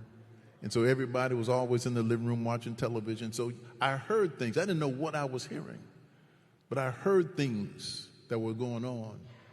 And I remember those things. And I remember 2014 when my father received an award from Operation Push. And I looked at that award, and I still have it in my bookshelf. I still have that, and I will always have it. But now I have a second award standing right next to it.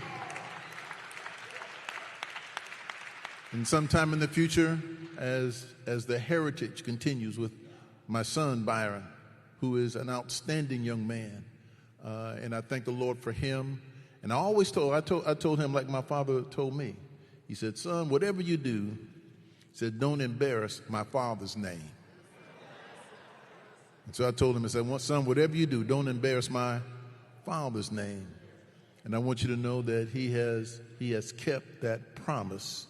And I just thank the Lord for Ms. Jackson. I thank the Lord for Yusef Jackson and the entire Jackson family. They are very close.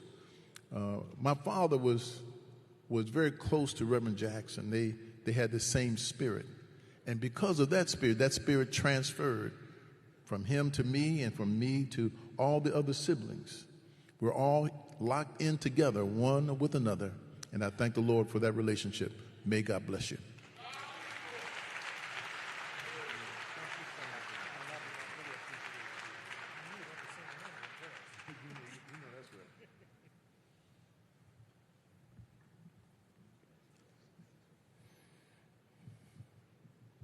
Our final honoree is a man very near and dear to the heart of the Jackson family and to Mrs. Jackson in particular, to our city and to our country. Only God.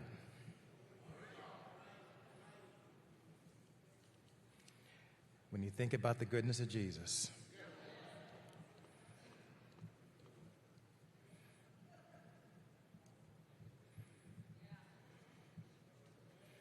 you've taken your stripes, sir, and you've stood up for your community. Our final honoree for the day is Reverend Dr. Jeremiah A. Wright, Jr.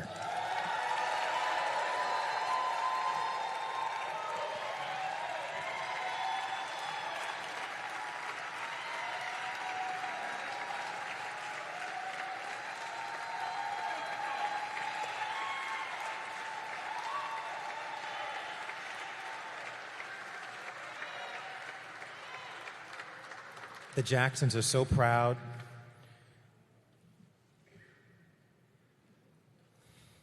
to honor you.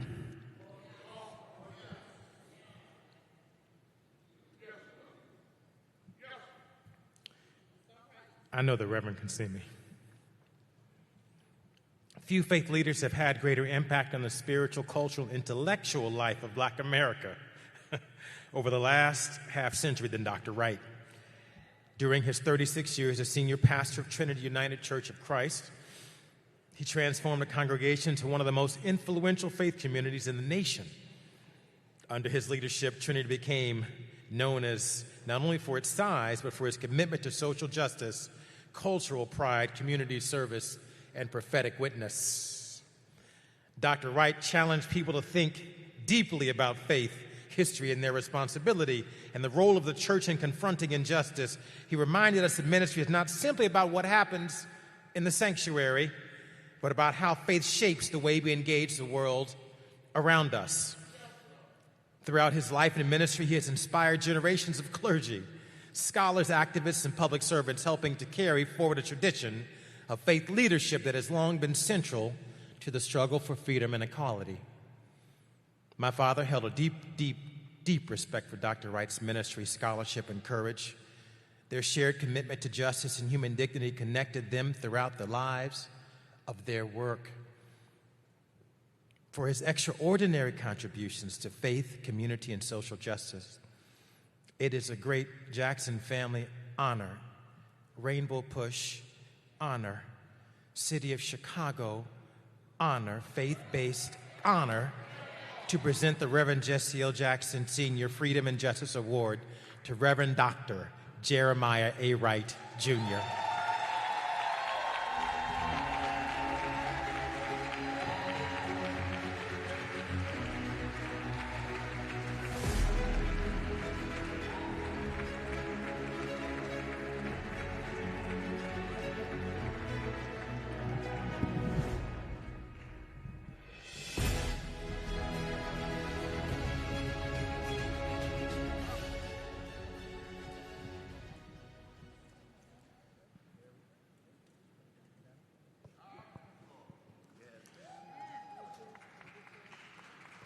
Ladies and gentlemen, let's congratulate Bishop-elect Michael Eady, Bishop Byron Brazier, and Reverend Dr. Jeremiah Wright, the first recipients of the Reverend Jesse L. Jackson Sr.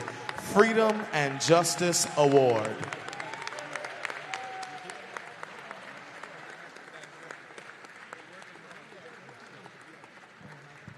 I need a microphone.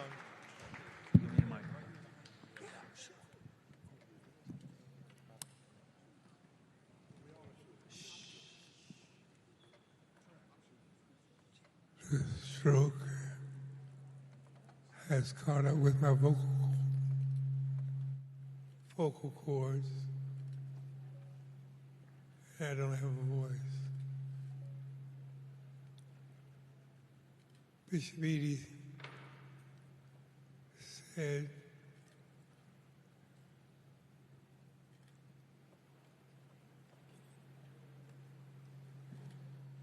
Michael Eady is who he is because of his lovely wife.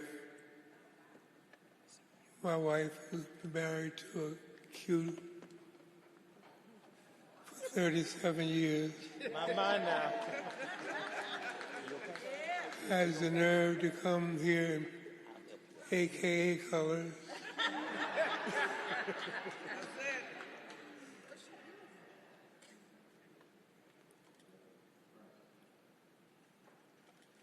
We often preach about strong black women.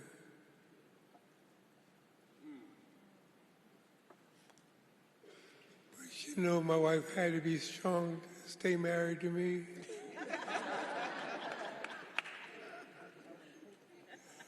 And as the bishop said, my ministry was made possible by Raymond F.E. Wright.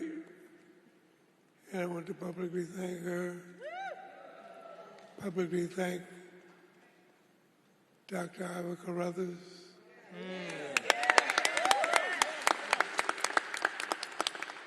And Yusef, I got to blow you out the water. The third woman who made this day possible for me and my family. The third woman. Hey, Opal. Thank you for your music. No, the third woman was the first word out of Yusef's mouth when he called me. Now, Jesse and I have been friends, my God, half a century. I've been in this city since August 1969. And Yusef has never called me. Jonathan has called me.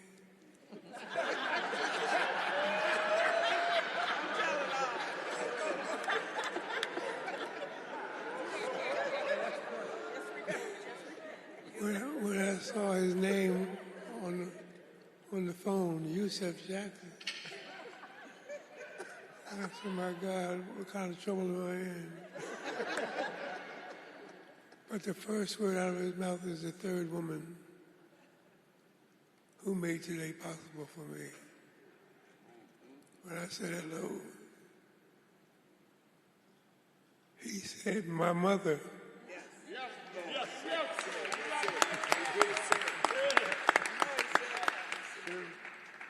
Wants you to be one of the recipients of the first Jesse L. Jackson Award for Freedom and Justice.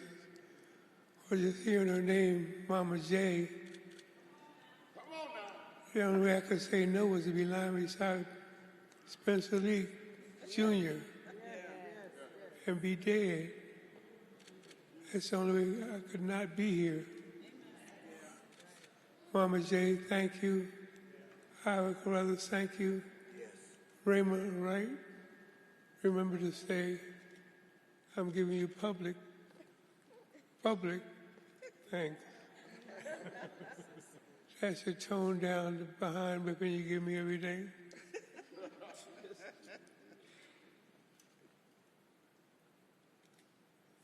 Thank you, Yusef. You said, when you accept the public role of leading push,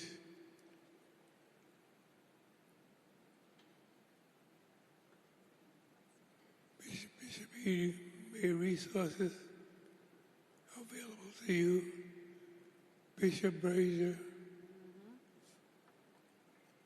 sealed the tie that his dad and your dad forged many years ago.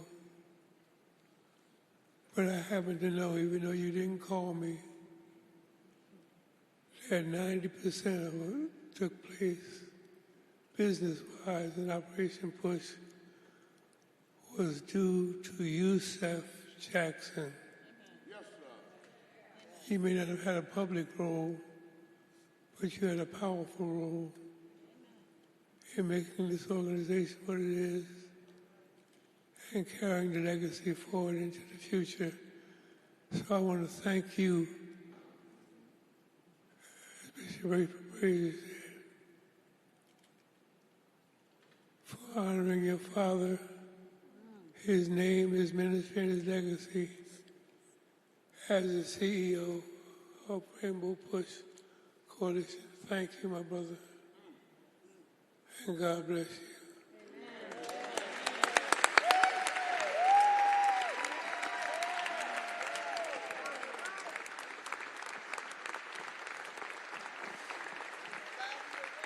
Can I ask the members of the clergy to come around while Opal sings and we take some pictures at the same time? If we can bring Reverend Wright here and take some pictures with the clergy members, I would be grateful. Let's do this.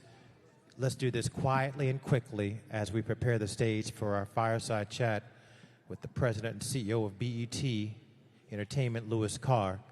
As Opal sings, I want to move Reverend Wright to the middle so we can take a picture with the clergy. I was going to sing a different song, but this is what I'm going to sing. If everybody, while they're taking their pictures, if y'all can do this with me. Come on. There's an old song. It says this. God never fails. Oh, God never fails. He abides with me. He gives me victory. For God never fails. Just keep the faith and never cease to pray. Just walk upright morning, noonday, or night. He'll be there, he'll be there. There's no need to worry, for God never fails. Now come on, keep that clap with me. There was a day when we went to church, there was no music. All you had was somebody with a good tambourine and that one sister in the back with a lot of vibrato and a loud voice. We're going to sing it again, and if you know it, sing it with me. Come on. God never fails. Oh, God never fails. He abides with me. He gives me victory. For God never fails. Just keep the faith and never cease to pray. Just walk upright morning, noonday, or night. He'll be there, he'll be there. There's no need to worry, for God never. Everybody sing it again with me. Say, God never fails. Oh, God never fails. He abides with. I hear you. Sing it.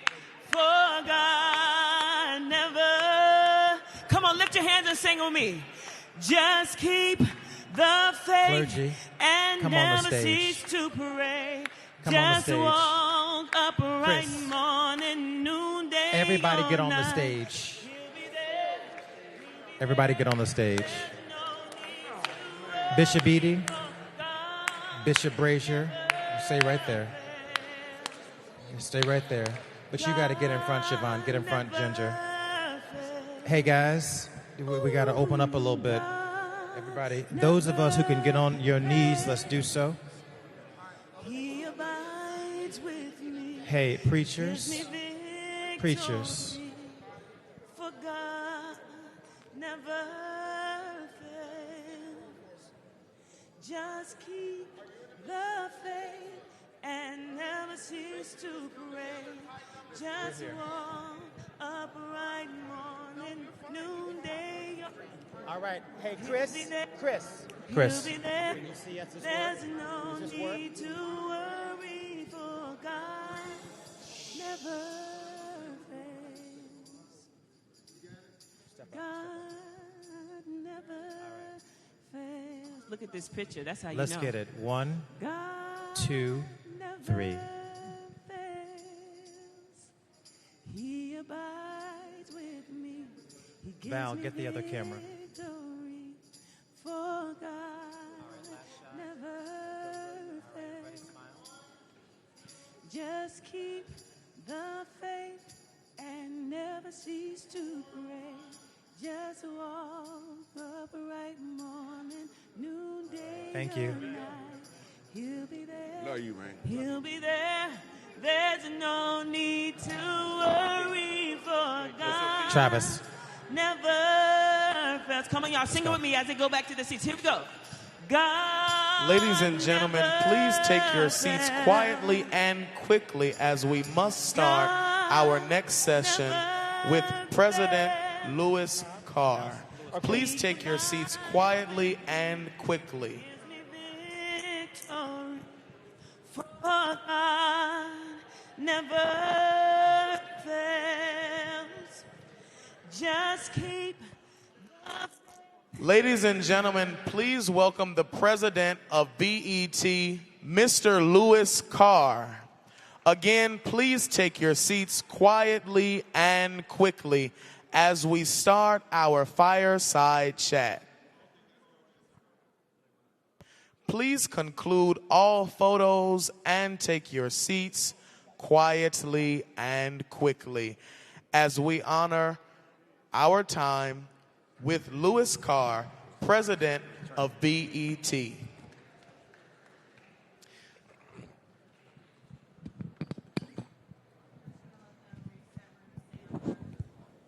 All right, everybody, take your seats. I'm honored Reverend Wright's going to stay with us. All of our ministers, let's sit down. One of the things we wanted to do in this conference, we're so disaggregated at one level and segregated in our community. We separate business and we separate faith, we separate civic. The fact of the matter is we need each other now more than we ever have before. And to have a room of ministers disconnected from the business community doesn't make any sense. And a room of civic organization leaders disconnected from the church doesn't make any sense. And so we wanted to offer you one of the outstanding leaders in our community today who controls literally the multimedia that we receive in our rooms in our houses. He's done that for 40 years. Let's give brother CEO and President Louis Carr a round of applause.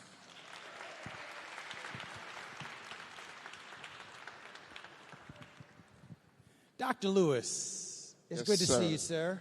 Good to see you. I'm honored and I thank you so much. You know, interestingly, I just want to start off talking about a little bit. Let me organize my notes, but we know you as a medium. I'm gonna call you a media mogul because you're the president of BET. But you also have a strong faith component of your life, and I believe that you have been a member of the Fellowship Missionary Baptist Church under the leadership of Charles Zingas. Talk about your faith and its impact on your business. So I am currently at the Apostolic Church of God, and my pastor is Bishop Byron Brazier. All right. Give him a round of applause. I think everything that I've done in my life has been sort of led by faith. When I look back on my career, I was a high school All-American, I was a college All-American, and all of that happened because of faith and favor of God. Wait, in which sport? Track and field. You can run. A little bit. You can still run? I still can. Do you think you could beat me in a race? I know I can.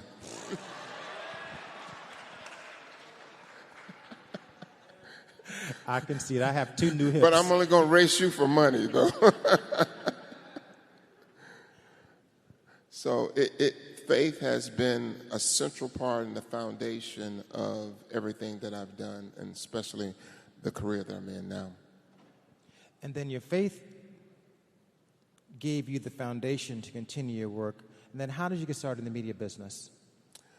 Every job I've had in the media business came from my best friend, who his name is Kevin Newell, and his mother just passed away a few hours ago. So I asked that we pray for him. But every job that I've got in this industry has been a recommendation from him, not a recommendation for the job, but he recommended me for the job. So that's how I got this job. It was offered to him some 40 years ago, and he said, "I'm not the guy, I got the guy for you." And that's how he referred Bob Johnson. Wait, even to in me. your current role? Even in the current role. So for 40 years, he's been a mentor of yours. He's just been my friend. Oh, that's amazing. And so how does it feel now to have been elevated from sales and marketing to CEO? It was something I didn't ask for. Matter of fact, I was trying to leave. I had resigned, and everybody was fine with that. And then like a month later, they came back with this opportunity. And it took me a while to say yes. I asked my wife, and she said, no, you ain't doing that. And then about 3 weeks later, she finally caved in and said, okay. But why did you want to do it? You'd already trailblazed in so many ways. I mean, you have been in our living rooms and bedrooms for years. You've influenced African American culture. You built what, had never been built before in African American history, really in history. And so why take one more lap around the track? Because this is a special time, as you know. I say that you and I have the same objective. We are just in different arenas. You in Soldiers Field and I'm in White Sox Park. We are trying to make sure that our communities, our culture, and our people continue to thrive and grow against headwinds. And these are probably some of the strongest headwinds we've seen in our lifetime. So I wanted to use my experience, my knowledge, and my relationships to make sure that the BET brand and all that it stood for and all that it represents could stay alive and thrive for the next generation. So in African American culture, I mean, you're absolutely a business, but you're also BET, the culture. I mean, the BET, the brand, is more than just any old network. It means a lot to African American people. Can you explain kind of what kind of additional responsibility you feel? Because, I mean, it's your TV shows, one level offered us cultural affirmation. Mm-hmm.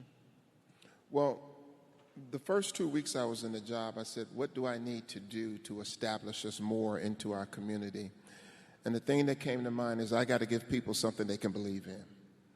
And in this particular time when we're all challenged, when our communities are challenged, when our overall race is challenged, people are looking for something they can believe in. So we wanted to be that thing in the media space that people could believe in. So we established 3 pillars: community, culture, and connection. Community, that's a no-brainer. You can't be in this business if you're not serving your community. That's crazy if you're not. Culture, we define culture, we lead culture, we create culture. And connection, we've got to make sure that our community is connected to everything that's important, whether that's politics, whether that's economics, whether that's social issues. We've got to make sure that they're connected to that. So in order to do that, I believe we have to make sure that people are informed about their power, are informed about their influence, and are informed about their impact. And that's where sort of you and I sort of connect and we partner on. So that's the thing that I'm trying to do right now. And this is a big month for me because you'll kind of see my work of the last 6 months come to fruition. You'll see a lot of new shows on air this month. You'll see new partnerships. We have a partnership with NPR. NPR, we're doing Tiny Desk concerts with NPR. Tiny Desk concerts? Yeah, Tiny Desk. So we've got Joe, we've got Floetry, we've got several artists that are doing small concerts with Tiny Desk. We have the youngest host of the BET Awards ever, Drewski, and that is at the end of the month. We're bringing back Comic View. It's already shot in the can. It's going to premiere. We have another sitcom premiering this month called Lot Patrol. So this is sort of my first work that people will see in the month of June. Well, we're looking forward to it. Congratulations on your first work. So this is, it's... you used to be independent, an independent network, and I guess you'd make, I'm not sure what the decision-making was like, but you and Mr. Johnson, some other people, how is it different now that you're under corporate control? Is it the same kind of calculus you have in putting shows out for African-American culture, or is it different? I wouldn't say it's different. And I'm being very transparent with you. No one has told me I can't do this type of content. No one has told me don't do that. But I haven't asked either. So my mother would say, yet. Maybe if I had asked, they might have told me not to do that. But no one, I haven't asked, and no one has told me no. One of the big things we're doing this month is we all know that on Juneteenth, the Obama Center opens here, not too far from here. And during the BET Awards, we have a segment called Shine a Light. We will be shining a light on the Obama Center. It's a big deal. That's awesome. And I didn't ask anybody, and so far nobody has told me no, and it's too late to tell me no at this particular point. So, I mean, the reason I ask that because, so many people in black media complain about corporate control. Don Lemon has made a new career out of complaining about corporate control. Even like Soledad O'Brien, these personalities are frustrated by the late night guys, and so it has. But you're saying that you've not felt that yet at your level, not to that extent. No, I'm in a unique position. I don't just spend money; I also generate money. Okay, yeah. So that kind of gives you a different set of power.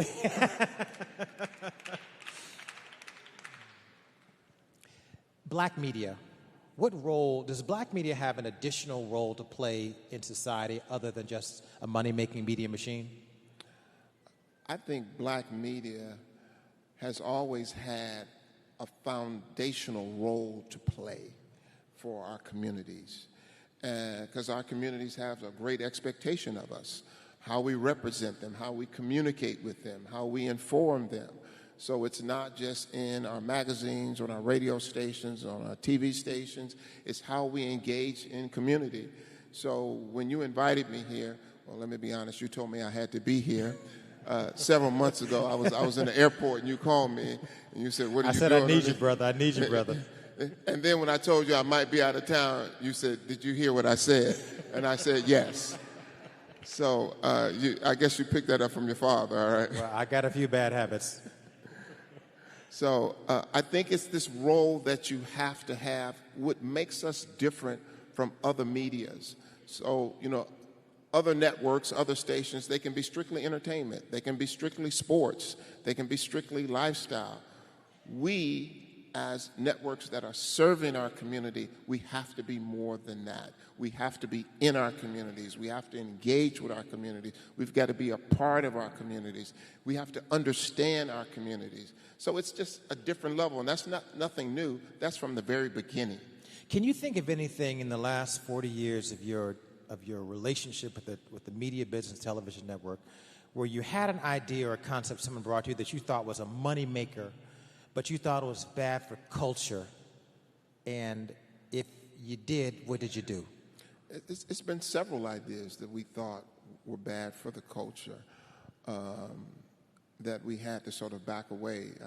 Most people remember BET as primarily a video network where we played rap videos, hip-hop videos, and a lot of those videos were not the perfect sort of depiction of our culture, of our women.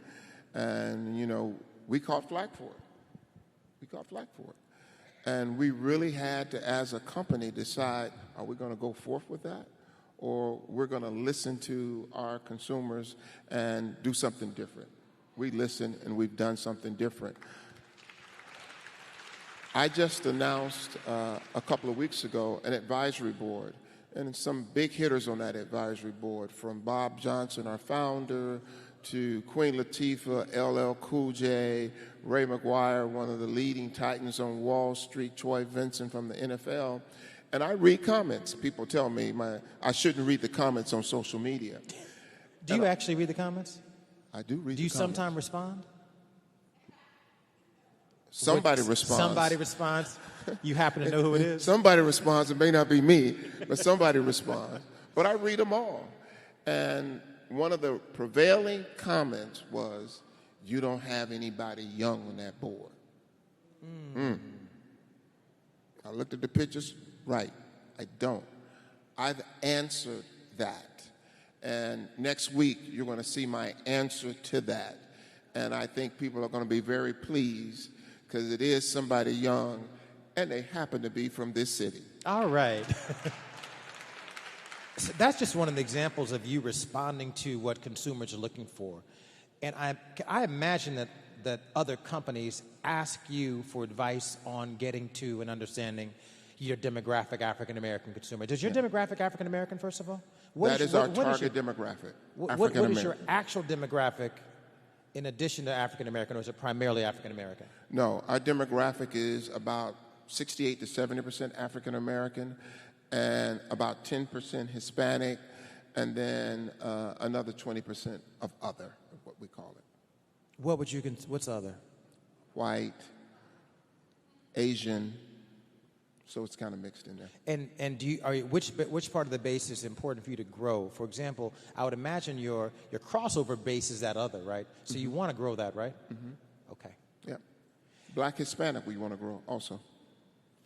And so, do other large media companies or other large majority-owned companies reach out to you for advice? What are they getting wrong? What are they getting right about the African-American and the other consumer? Well, what I say my job primarily is, no matter which title you're taking, is we educate America on the importance, the value, and the influence of people of color. That's what we do on a day-to-day basis. Whether we do that through our research, our ad sales, or whether we do that through our content. You know, when I come here and people say, Louis, I saw you at the Rainbow Push convention. What is that all about? I educate them on your organization, the role you play, the influence you play within our community. So I still believe that I'm an educator on black culture and black communities. So then what's your responsibility now as the Voting Rights Act is being undermined, the Civil Rights Act is under attack? You know, I remember I was old enough to remember when MTV was doing Get Out the Vote and all that kind of stuff, and Duff and all those guys, those VJs were actually fairly aggressive about expanding democracy. Does BT have a special role in that at this time? Absolutely. Every place I go, I tell young people, run to the polls, run to the polls, run to the polls.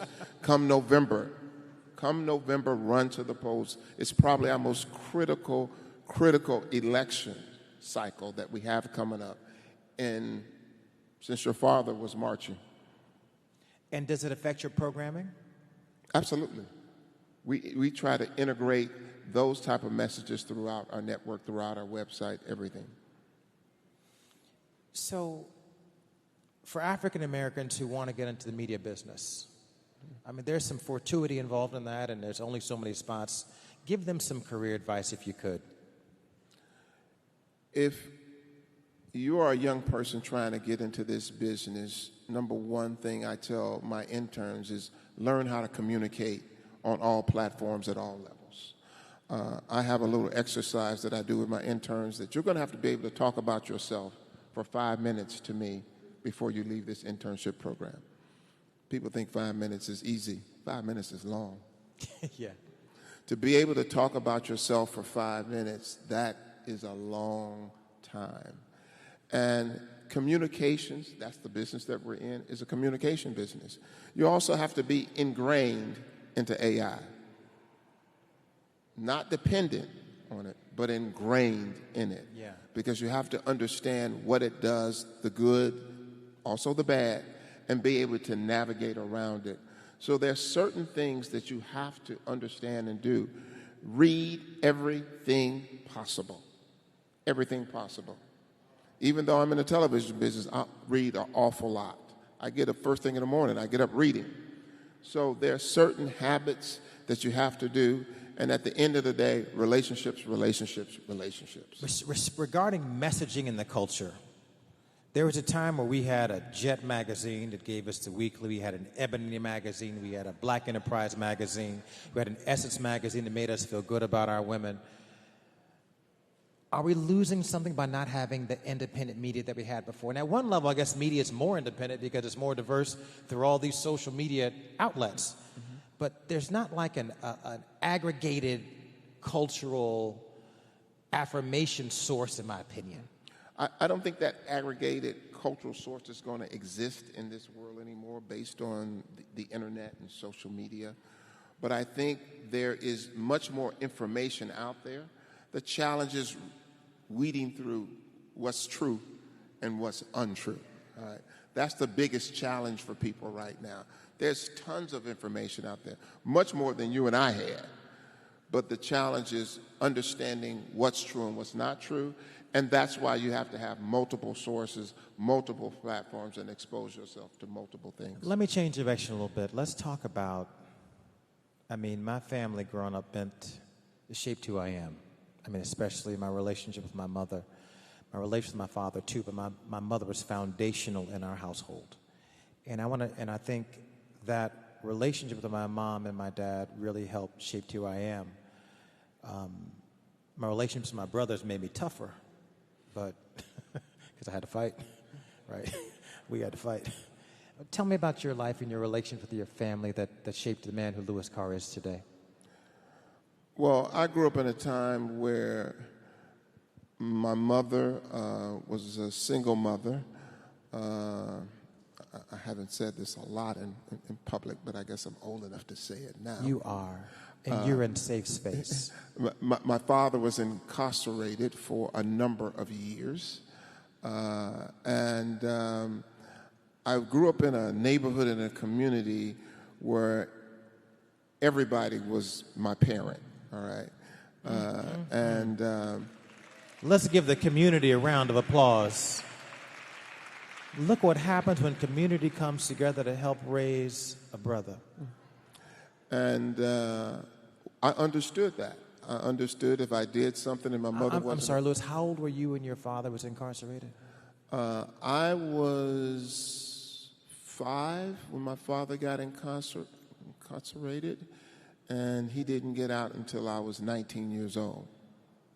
And I'm sorry, but how did that feel? It didn't feel strange to me because I had so much love for my mother and grandparents and my neighbors. I felt like I was still loved. It was one thing I never felt in my career or my lifetime, that I was not loved. It was almost like I was overly loved. So I think that was some of the things that sort of helped me. I went to the Nation of Islam my first 8 years in school. So I was very disciplined. I was saying, yes, ma'am, no, sir. I think I was until I was 25 or 26.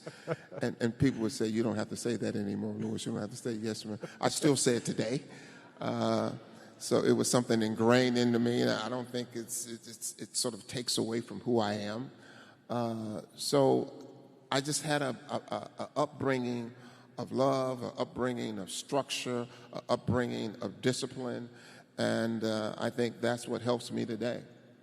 When I tell people I grew up in the Nation of Islam, and I tell people that I grew up in a neighborhood where everybody's my parent, my staff goes, I understand now. So you grew up with high expectations. High expectations. Yeah, that's how my father put it to us. We had high expectations. I didn't want to go to college. Even though I was All-American, I could go to college for free. I didn't want to go to college. Well, tell me this. Why, after all that abundance of love, and you pushed on through, did you not want to go to college? Because my family needed a check, like right now. So I said, why do I need to spend 4 years Why can't I go to the post office now? Why can't I go to UPS now? Why can't I go to the CTA now? Okay, so we're still dealing with those kinds of decision points. What did you do and how do you advise us? Well, I had a community that came to me and said, you have to go to college. You just have to. Especially if you can go to college for free. And I was blessed to go to college absolutely free. Matter of fact, the reason I give to education now is because I feel a little guilty because I've never had a college bill. I've never had college debt. So I give a lot to institutions. I give a lot to organizations serving kids for education because I never had that. Matter of fact, when I was in college, I was giving my books away to people who I knew who didn't have them because I was an athlete and things came free to me. So when people say, why do I support education so much?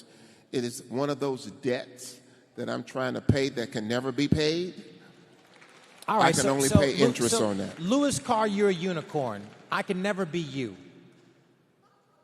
You are me. You my brother. No, wait. So what do you say to me? I can never be you. I can't do what you did because of your path. Oh, yes, you can. Yes, you can. You know, I tell people that I didn't have vision. So if you see a lot of speeches that I give to young people, I talk about vision. I didn't have any vision. I was just working hard because that's what I was told to do and that's what I knew. But thank God, he had a vision for me. I'm going to read this one. You've spent your career opening doors, creating opportunities, and helping people see what's possible. If there's one message you could leave with the next generation gathered here tonight or today, what would it be? Dream big. Dream big. I always wonder, I said, you know, thank God he had a big dream for me.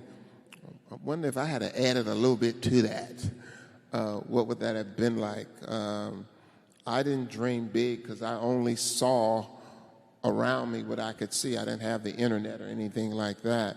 But I tell young people to dream big. And I tell their parents, let them dream big because you never know. Most of the celebrities and super athletes that I know is because they had big dreams. Yeah. Bigger than their parents' dreams were for them.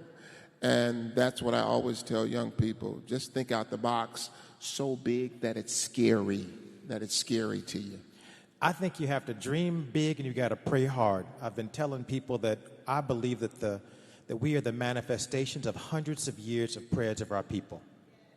And I think that prayers, once they're spoken aloud, never leave the earth. They sit around and just go from boing, boing, boing, boing from person to person until they germinate and catch fire. And that helps us to survive. So I believe I'm making on the prayers of my grandmother.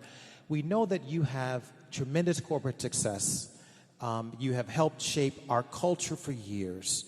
What we don't know about you is that you've also pulled other young people, especially African-American males, young men and young women, through the Waymaker Foundation. Can you give us a little bit of what encouraged you to start the Waymaker Foundation, what the Waymaker Foundation is, and why it's important to you? Well, 20-some years ago when BET was bought by Viacom, I felt this yearning that I had been blessed so financially that I needed to give back something. So I started the Louis Carr Foundation. And that was 20-some years ago. And since that time, we've had about 400 interns to come through that foundation, and those are paid interns. And what I wanted to do there is take the excuse from corporate America that they can't find black people, all right? So I wanted to put black people right in front of them in their own corporations. During COVID, I've traveled most of my career over 250 nights a year. So during COVID, I'm stuck at home. And had a lot of time on my hands because, you know, when you travel 250 nights a year, you're like, what do I do now? My wife, who you know well, broke her ankle. So I was serving her, cooking, cleaning. I said, I need something else to do around here. And I thought about how could I expand that foundation into something that had scale. And I was watching, we were watching church service, all of us, through the internet during that particular time. And I heard Charles Jenkins' wife, Tara, give a sermon. And she said, "Who was your waymaker?"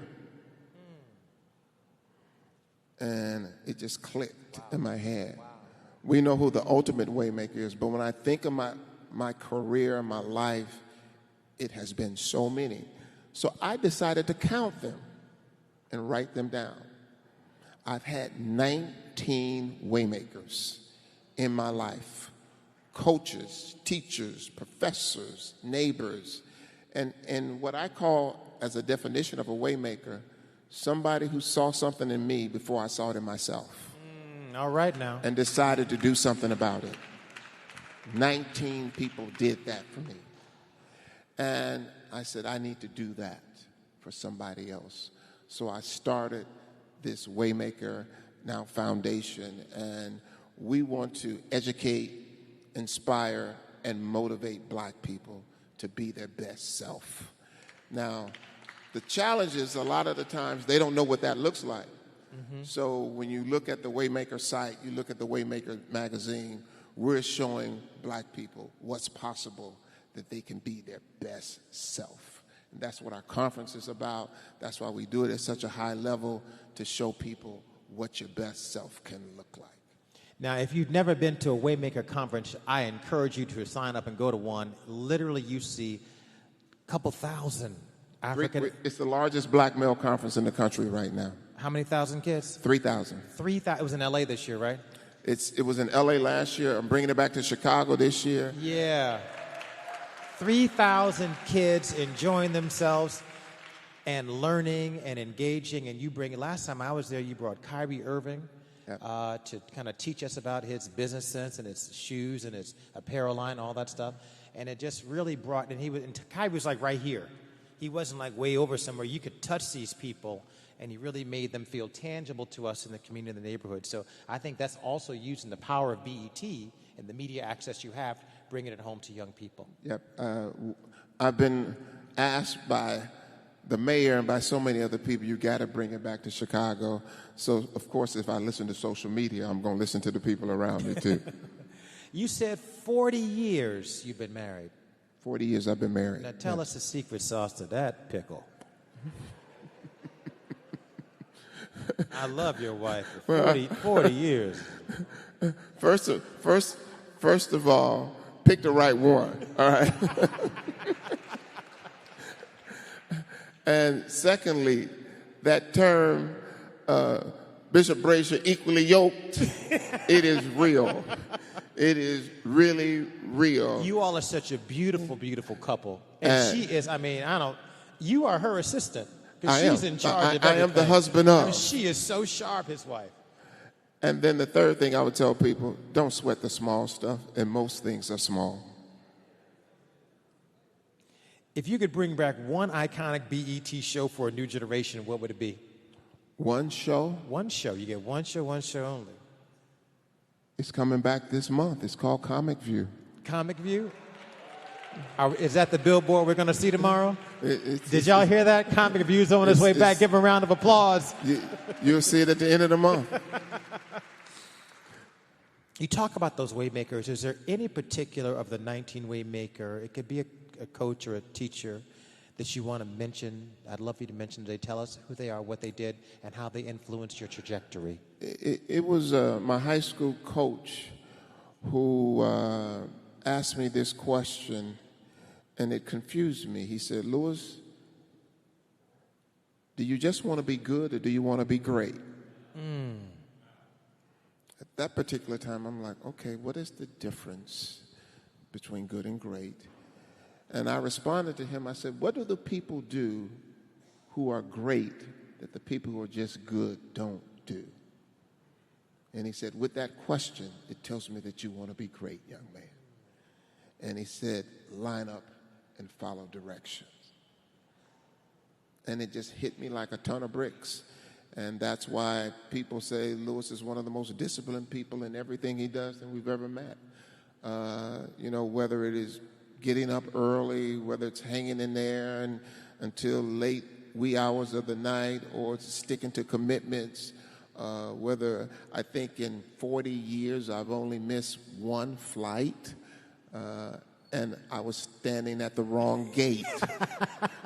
That's how I missed that flight. It wasn't that I was late. I was there, but I was standing at the wrong gate on the telephone, and that's how I missed that one flight in 40 years.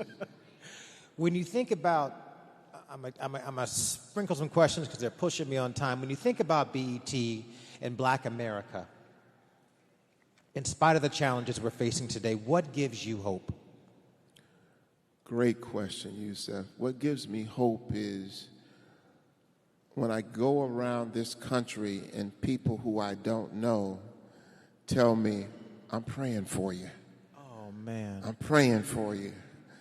And I got off the plane a few months ago. It was some teenagers at the gate, and they said, excuse me, you Louis Carr, right? I said, yes. They said, we're praying for you. You got to win, baby. You got to win. And doesn't that feel good that we have a community that prays for us when we do well? I mean, it's so true, right? So that gives me hope. Celebrities call me. Pharrell called me. I told my pastor, Pharrell called me from Paris and said, Louis, I'm praying for you. Whatever you need me to do, I'll do. I mean, so there's so many people who want this brand to win, similar to you. There's so many people who want you to win, who wants Rainbow Push to win, who wants your family to win. We're sharing the same moment because people understand the importance of the moment, the importance of black institutions, the importance of black leaders. So I wanted to encourage you as you take on this new role and as people continue to tell me, and one of my waymakers, Bob Johnson, says, think big, baby, think big. You know, thank you for that, Louis. I'm going to tell you that Louis there have been a number of people who've helped support me in the passing of my father and when he wasn't feeling well. And Louis Carr is one of those people. He's given generously of his fortune, mostly through his advice and through his brain. And he always has been there with us when we've needed him. Please give Louis Carr a round of applause. No. We're not finished yet. We got two more things. We got a lightning round with Louis Carr. When I say these names, what comes to mind, Louis? You ready? Michael Jackson. Iconic. Beyonce. Superstar. Kendrick Lamar. Icon in the making. Tyler Perry. Billionaire. Wait, come here, Louis. We got one more thing. Come right here, man. Come right here. Okay. This is going to take just 2 seconds. Ready? Set. It ain't enough straight away. Let's give Louis Carr a round of applause, y'all. Come here.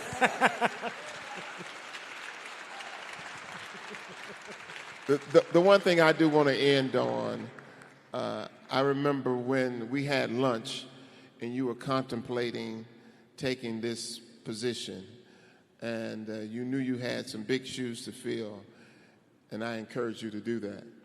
I want the people in this room to continue to encourage you as you go on this journey. That word, it's lonely at the top. I'm looking at my pastor. It's real. It's lonely at the top. And so he needs people, everyday people, to continue to encourage him and support him when he walks down the street, when he walks in this building. Tell him you're praying for him and that you support him and you'll do anything he needs to be done. Thank you, sir. Everyone, please give a round of applause to the president of BET, Mr. Louis Carr, for a wonderful fireside chat.